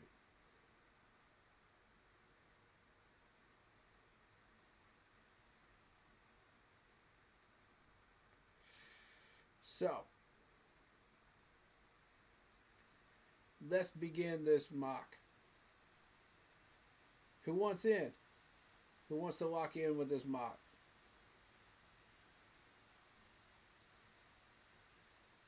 I'm going to give y'all a minute. If you want to lock in with this mock, let me know. You better be here for all 7 picks. Because if you ain't here for any one of these picks and you're gone for more than 2 minutes, I'm going to pick for you for that pick. We're going to start the timer, you know what I mean? I'm trying to get through this, you know. Lock in if you want to. Lock in. Let me know. You ain't got to pay no money to do it. It's totally free. Everything's totally free here. Keep that in mind.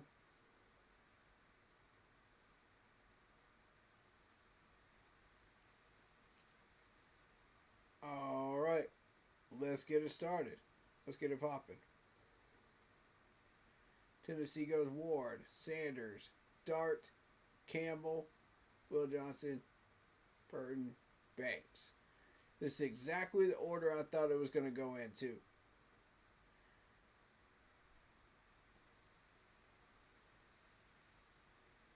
And the thing is,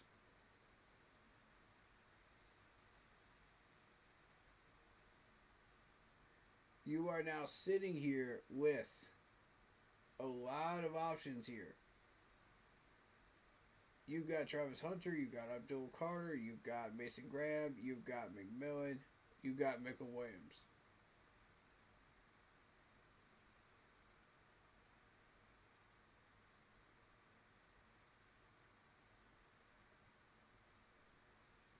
You also got on the second level, you got James Pierce Jr. So, and Juwan Walker here. So my question to you folks is, which one do you take the chance on? Which one do you gamble on? I'm telling you, Travis Hunter is tempting, but knowing what we know about Travis, I'm going to have to respectfully pass.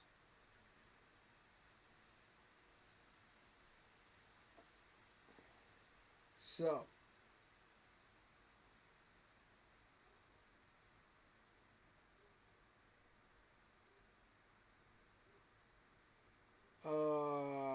let's say, for instance,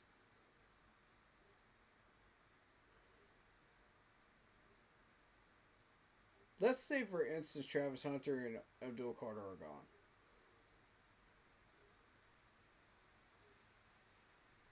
I'm going to go ahead and take Mason Graham. I still feel like that's the smart call here. Regardless.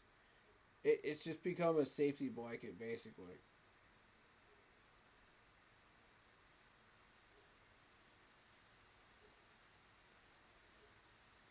So we're waiting. Oh, I forgot to put it on screen. My bad. There we go. My bad, y'all. My bad.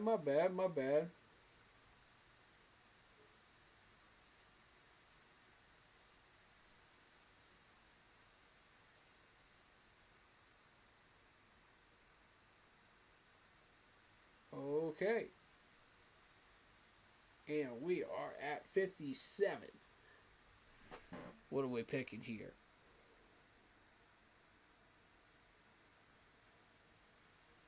Ooh wee.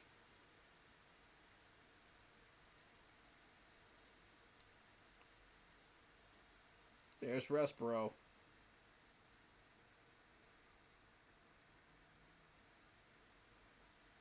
There's Tate Ratledge. Fairchild. Okay. Mm-hmm. And notice how Jackson Dart has gone early. Notice that. Ooh. Donovan's here. Very interesting. Y'all know we've had a little bit of success with Boston College players too. Can't ignore it.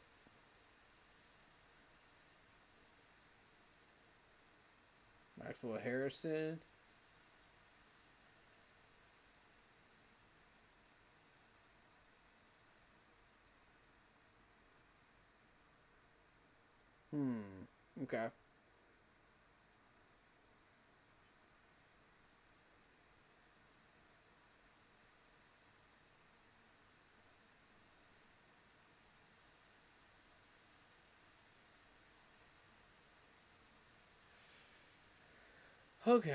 Okay. Okay. Okay.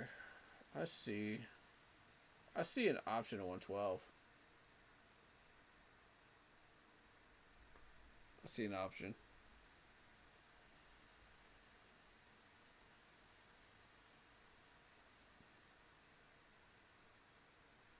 Hmm.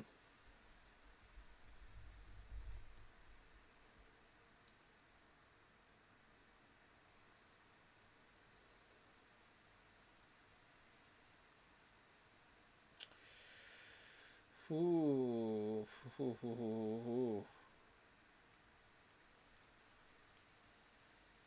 It's got a little spicy here.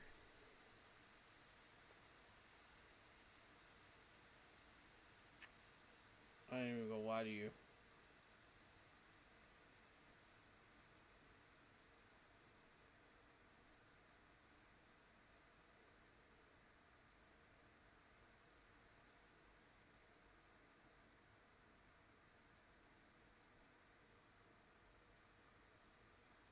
Hmm.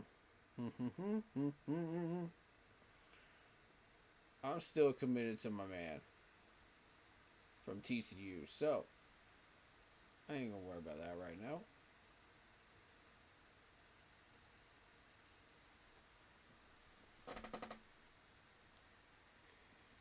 And you know what? We need an edge. Mr. Donovan, welcome to the Panthers. It's an honor to have you. Okay, 74. Pick 74. Pick 74. What do we got? What do we got? Ooh, Watson went off the board to the Raiders, huh? Alright, Colts want me to move down to the 5th round. Nope, not happening.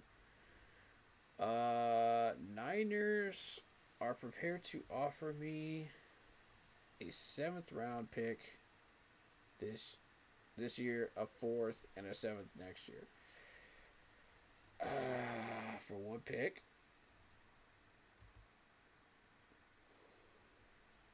Alright, Steelers want me to move down to a 3 from 74. They're going to give me a 4th rounder, a 5th rounder this year, and a 7th next year. Now that is more like it. Pittsburgh, you got my attention.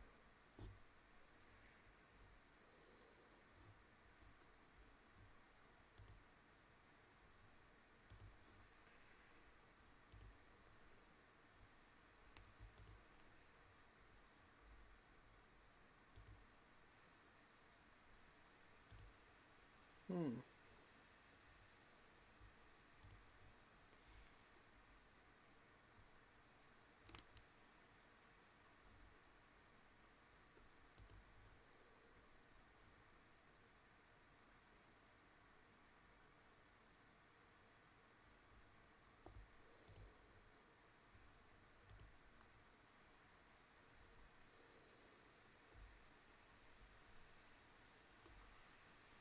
Hmm.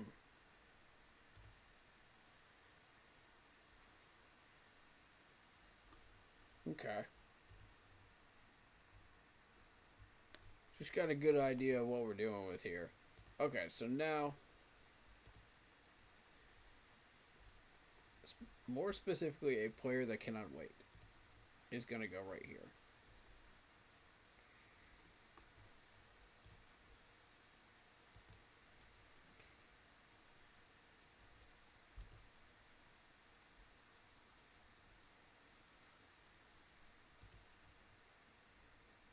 Alrighty.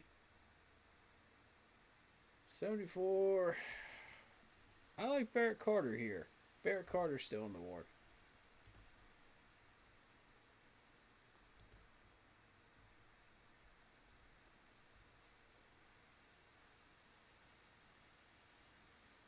I like Barrett Carter, though.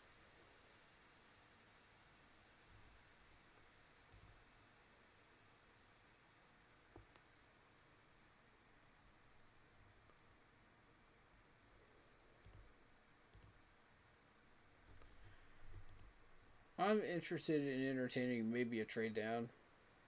83, though. 83.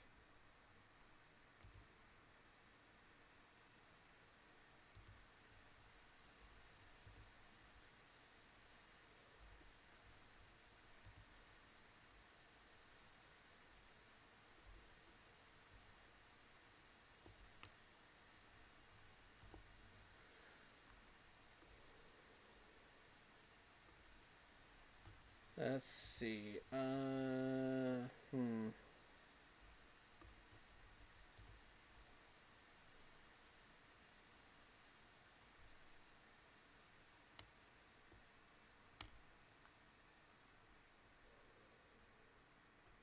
Okay.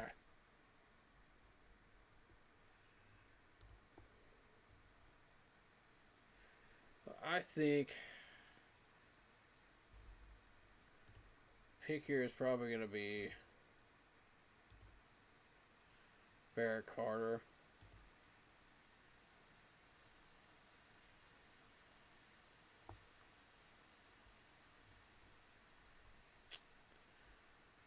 Down to 83. And I'd lose on a Barrett Carter. I'd get Danny Stutzman, though. Which, I've been drafting Stutzman anyway.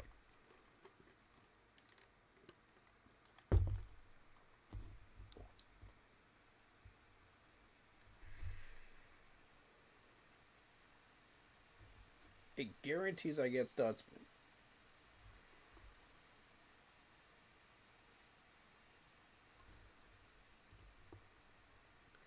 I get a 4th round, 121, and a 5th round to play around with. You know what? There's been a lot of talent in the 4th and 5th right now.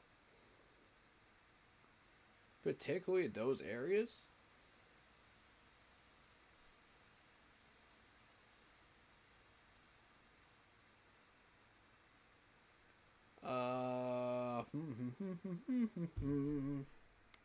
This pick is going to be Stutzman anyway.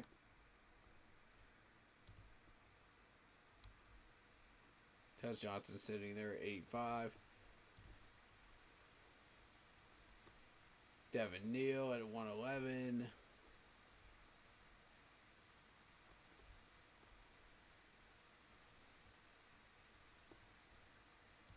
And honestly,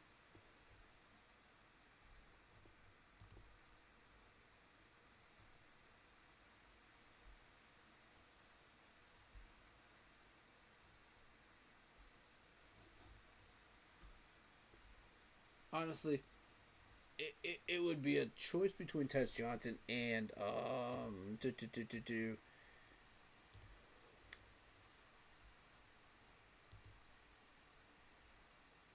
Danny Stutzman. That's what it would be.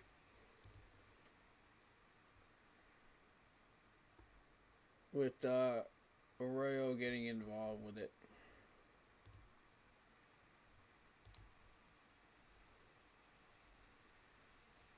So,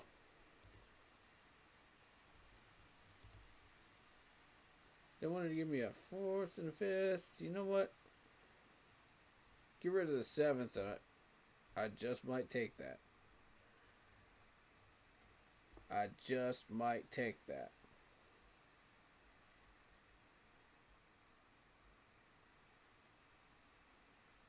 I'm going to take it. I want those. I want that fourth and I want that fifth pick. Yeah. Yep. Good. Everything I was looking at is still on the board. Excellent day. Browns wanted me to move down to 94. I'll pick up a 193 in the 6th round. Tempting.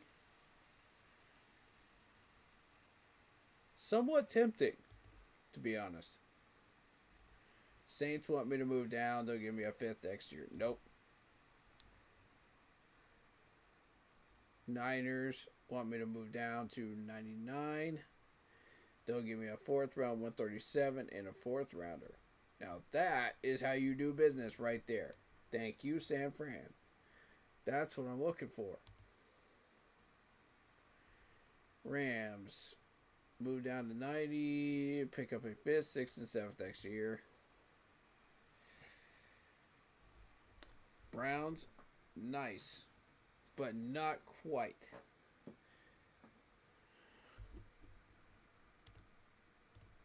What your boy San Francisco is offering over here. Not quite. I like that 4th for next year, man. I like that. I can do a lot with that 4th next year, man. A pair of 4s.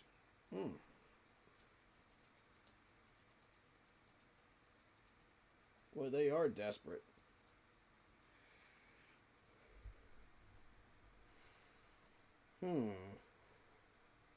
What are you targeting? Let's see what's still here. Tez is still here.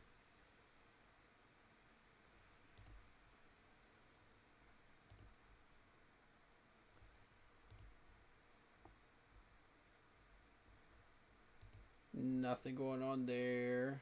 Offensive tackle. So far, all is as it should be. And Luke Wakui at 133. Okay.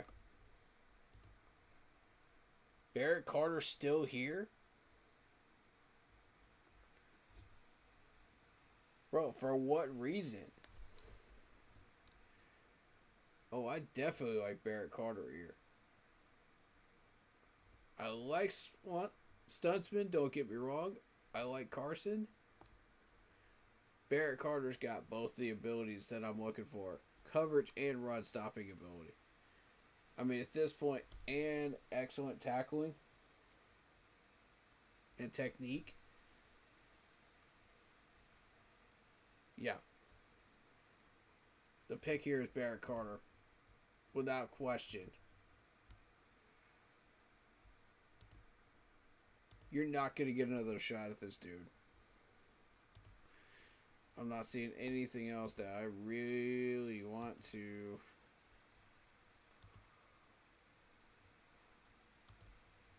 Okay. Sarion Williams.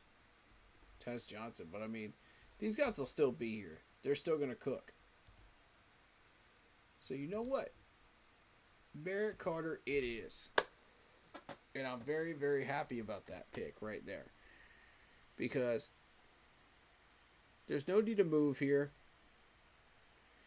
Not again. Not when he's sitting there.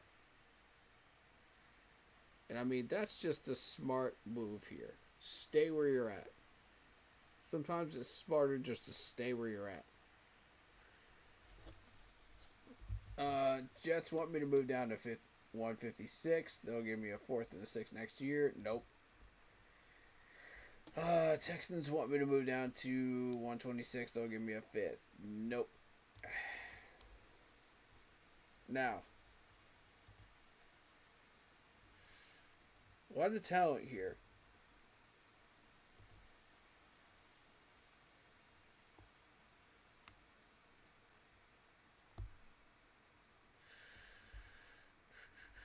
Hmm. Okay. They took my offensive lineman. Not to worry. Not to worry. I've got a backup.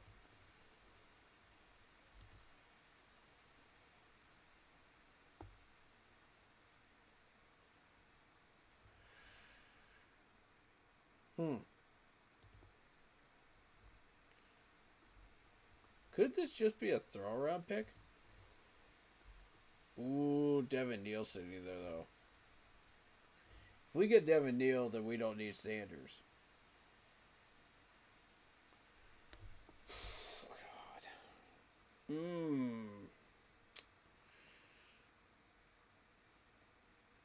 I mean, if you want to sacrifice Neal, then Sanders is a good pick. You know, at 112 or 121 here that we just acquired. I'd pick him at 121. And I'd probably go wide receiver at one of those two before I did that, you know? But you got Devin Neal here, though. This changes things.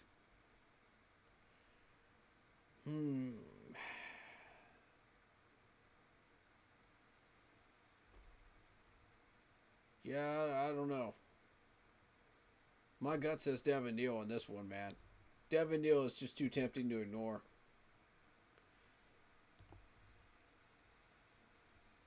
Don't get me wrong, I like Arroyo here. I like Terrence Ferguson.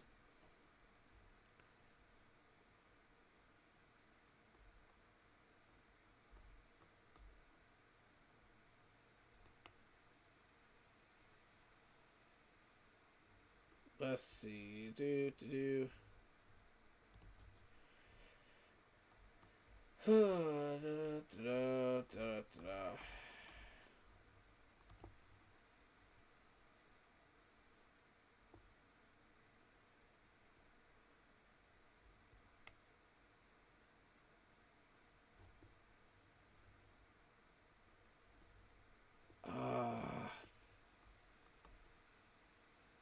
You know what?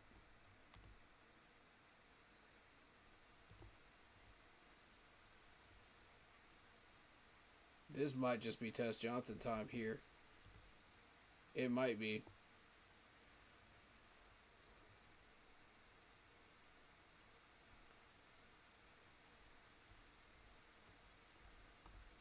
Ooh, corner is going thin.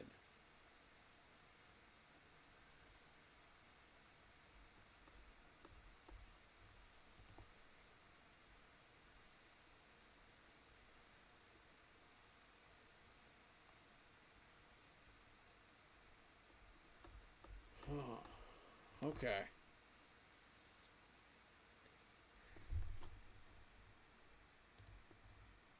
I like Tez. I'm going for him.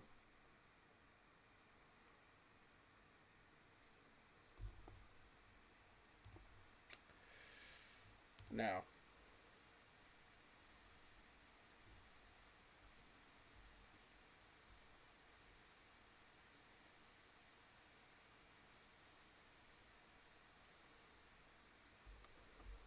Smart move. Smart move on Tez here. So, what I'm going to do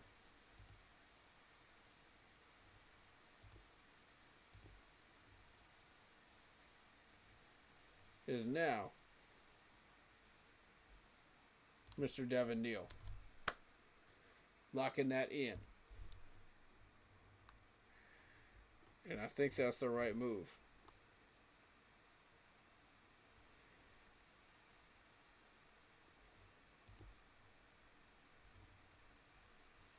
$121 off of the trade. This has got to be a tight end. I like Arroyo.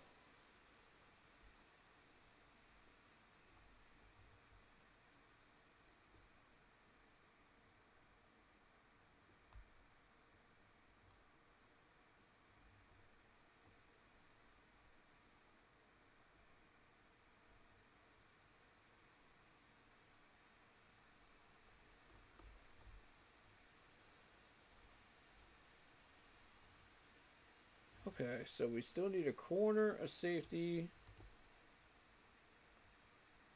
Jalen Reed is hard to ignore, though. We still need a tight end, and we still need a lineman. Okay.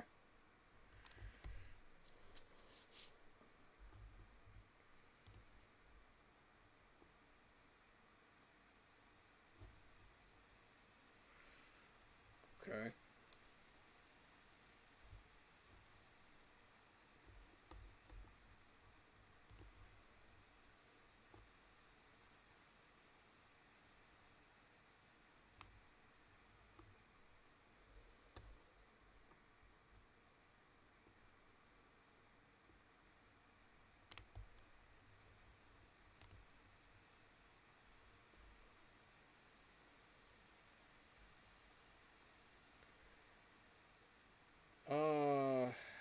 Okay. Here's what I'm going to do. Yeah.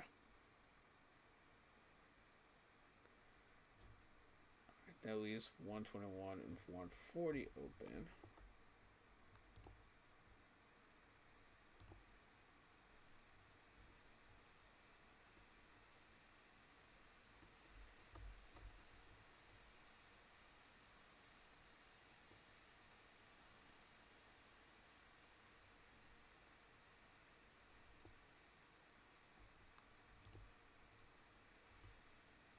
Okay. Back is still there at 122. We got our running back. Alright, so we're looking at corner, safety, tight end. Alright, so it's going to be between tight end and safety for this pick. Now,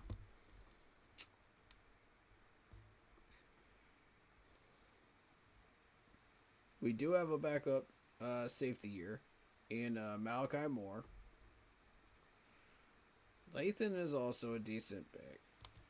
But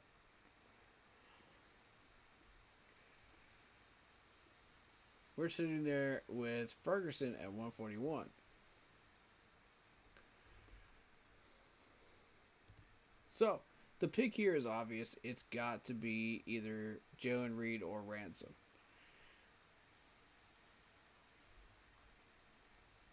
I'm going to go with Reed. I feel very, very confident with that pick. Because I know what I'm doing. I know what I'm looking for. Now, they're going to try to make a run on the offensive line here, and they're going to fail at 140.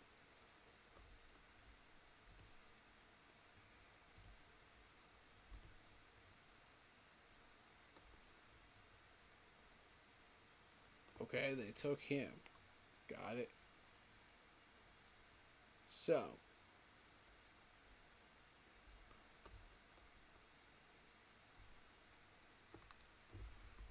who is left at tight end? You got Mitchell Evans. You got Braming Stool.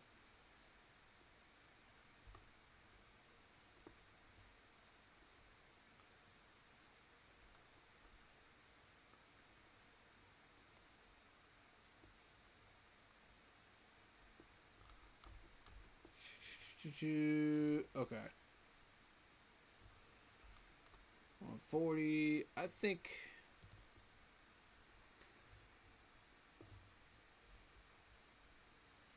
it may be time to get a corner here. I don't think we can sit on Mello much longer.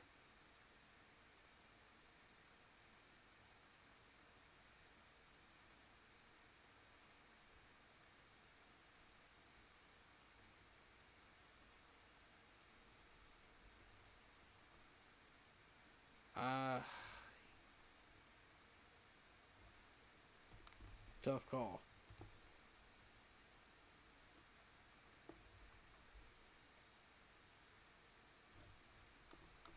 Okay.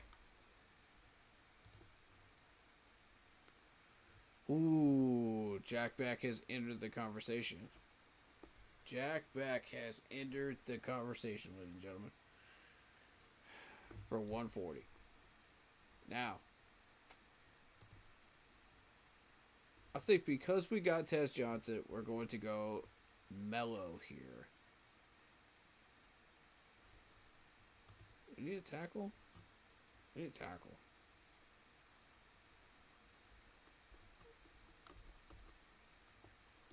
Nah, let's go mellow.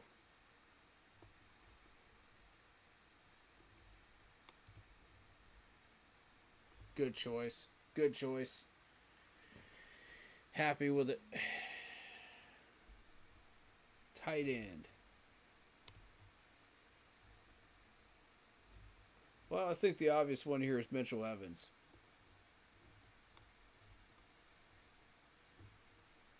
Unless you're going offensive lineman here.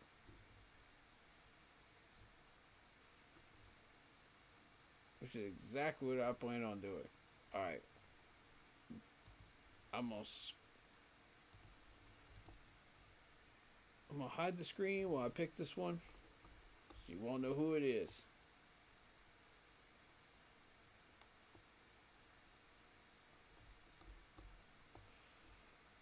Now, this is one of the players I don't want people knowing about.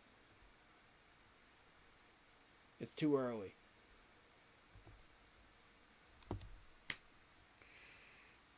That's got to be the move, man. It's got to be the move. I can't sit on that player any longer. I can't do it, man.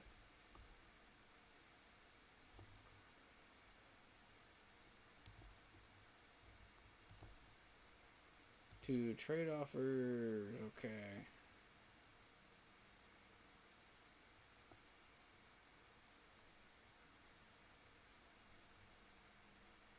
Okay. I'm showing the screen again. There we go. Alright, so we now have an offer from the Chargers to move down to 76. 176 from 162. We pick up a 182 and we get a 7th. Decent offer, right?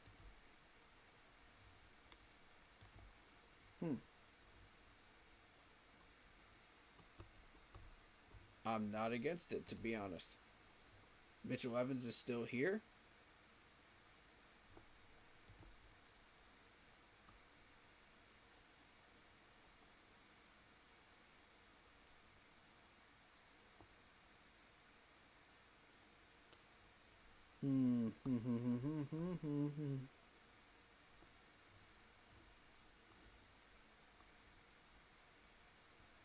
Not much here at tackle. Okay. Well, I'm willing to sit on that for this year.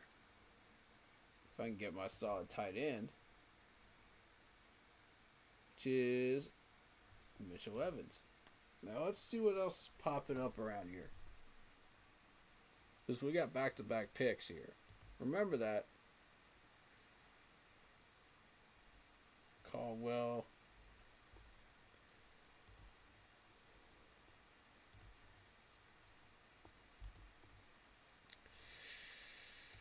Receiver. Ooh, Jack Beck. Suddenly, I know exactly what I want to do with this last pick here. I have that feeling.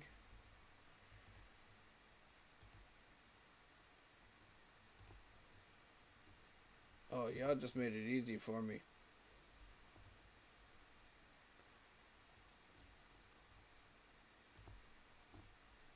That's a great pickup right there. Jack Beck. Yes, sir. Double up at wide receiver. I've been saying that we need 2 wide receivers along with a free agent wide receiver to make up for what we're missing out on here after this year is up. And there's Mitchell Evans. Done. Tight end position. Done.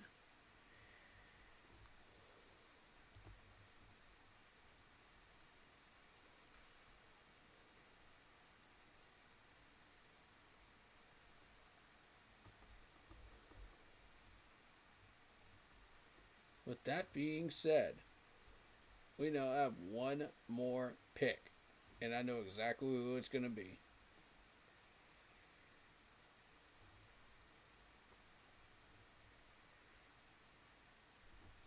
And as soon as we get to the pick, I'm going to hide the screen.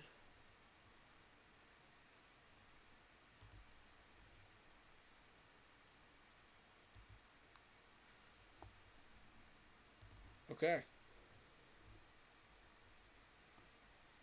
Let's get picking. Ooh, where's he at? Where's he at? Where is he? Where is he? You trying to tell me he ain't here? What?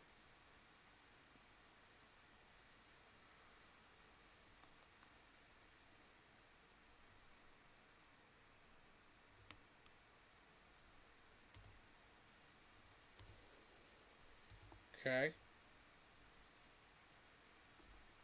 We do have the opportunity to double up on something. Should we wish?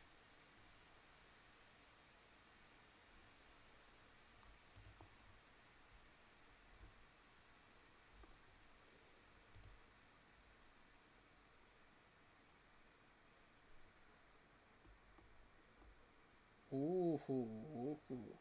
Okay, okay, okay.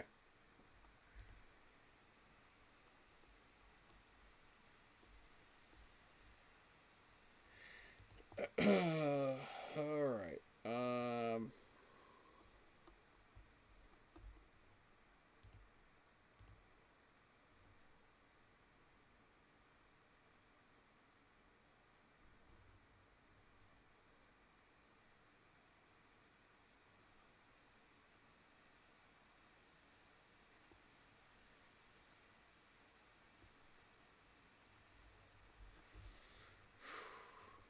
I think the pick here is Jalen. The guy I want is gone.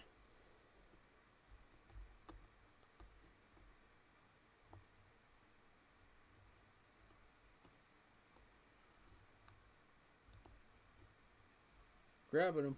All right, that's an A. All right, cool. And that is your last pick for this mock draft. So, ladies and gentlemen, I have covered every position except for quarterback. And that is assuming that we extend Andy Dalton for one more year. Now, we'll be doing some trial runs where we don't. And we go ahead and get a quarterback in there. Which means we would miss out on one other critical position. Now, what that critical position is going to be, I don't know. It all depends.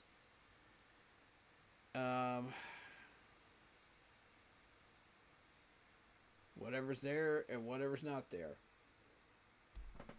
But there's your mock. Okay, so defensive tackle, edge, linebacker, wide receiver, running back, safety, corner, offensive guard, wide receiver, tight end, offensive tackle. There you go. Completed.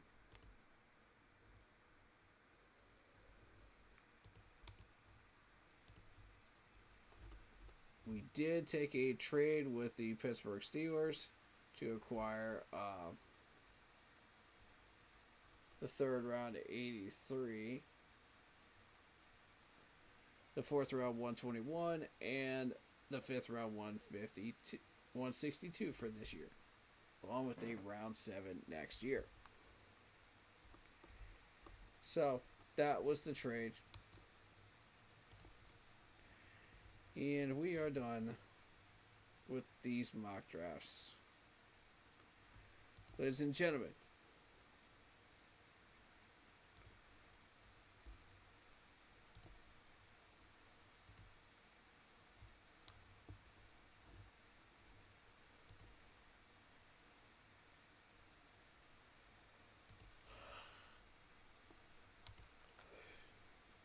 I am too tired to continue.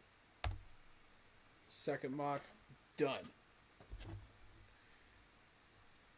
that is Mock Draft Monday number 4 wrapped up. Stay tuned for Mock Draft number 5 stream next Monday.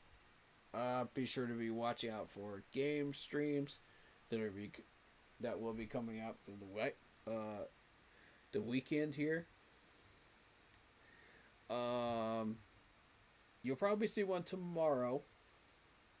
Tomorrow and Saturday will be your gaming streams.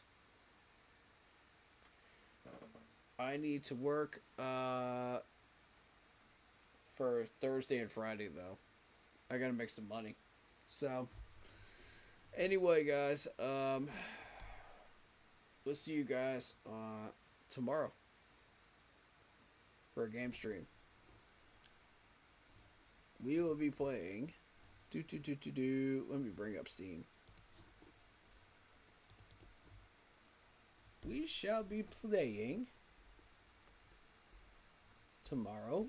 I'll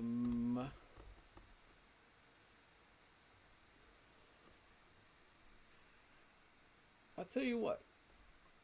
Let's continue on with Odyssey.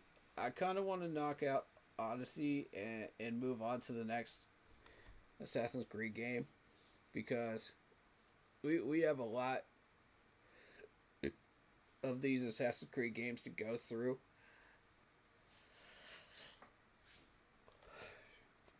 Throughout the year. So at any one time you will be seeing an Assassin's Creed game at some point whenever we're doing game streams, but you won't know when, because it'll be random. I do plan on doing an Among Us stream at some point down the line. Madden will return at some point too.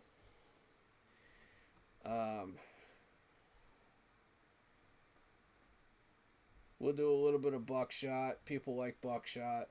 Roulette. We'll push Age of Mythology Retold as well. You know, so. And for the chill nights, when we have content, we'll be doing poker and Uno and golf. So that's what's coming up, you know, for the game streams. So. And at some point down the line, I would like to get back to Rayman Origins. We'll see. We shall see. Anyway.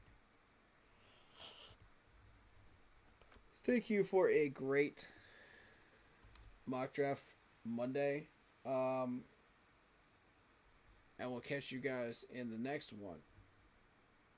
Next Monday. With that being said, hit that like button, hit that sub button, hit that bell, select all, leave a comment down below if you feel like doing so. And don't forget to check out the Facebook group page. Keep pounding in all caps for in-game posts, polls, opinions, and reactions to NFL news, such as scheduling for the channel and for the Yahoo Sports Fantasy Football League via the Yahoo Sports app. If you want to get your hands on an intro like the one that you see on your screen right here, go check out Lindara Tai if you're a content creator. She offers videos, panels, etc. Go check her out at Tai, T-I-I, .Lindara, Lindara, on Instagram in the search bar. If you would like to be her next client as a content creator. Alright. Shout out to the Real Sunchild. Shout out to Marcos Cash. Shout out to Wet Willie. Love that name, by the way. Wet Willie. Great name. We'll see you guys next time. Thank you for checking out the stream. Even if you're just casually lurking or, you know, hitting the like button on your way in or out. And also for the new follows, we appreciate you. All the new subscribers, we appreciate you. Welcome to the family. Welcome to the Keep Pounding crew. And please do stick around. Hit that bell so you don't miss any new content that comes out. And yeah. we'll be rocking and rolling throughout this 2025. Content is looking smooth so far, and I'm very pleased. A lot of work to be done before this draft, and we got to get this draft right, y'all. We got to get it right. We can't screw this one up. This is the critical one. This is going to make or break whether we become a dynasty team or not in the future. Whether we become the next Detroit Lions dominant team. You know?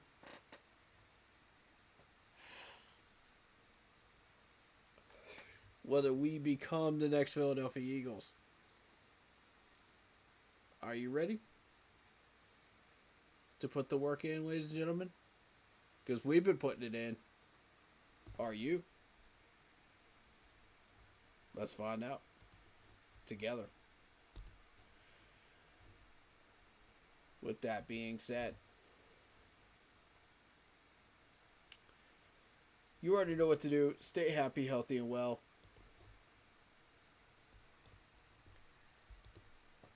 And of course, as always, do something positive. Help somebody out. It's 2025. It's time. We need to start a new trend of positivity in the world. Do something positive, man. That's the challenge I offer you today. Do something positive. Help somebody. Pass it along. Alright. Peace, y'all. And as always, keep pounding. I'm out, y'all. Peace.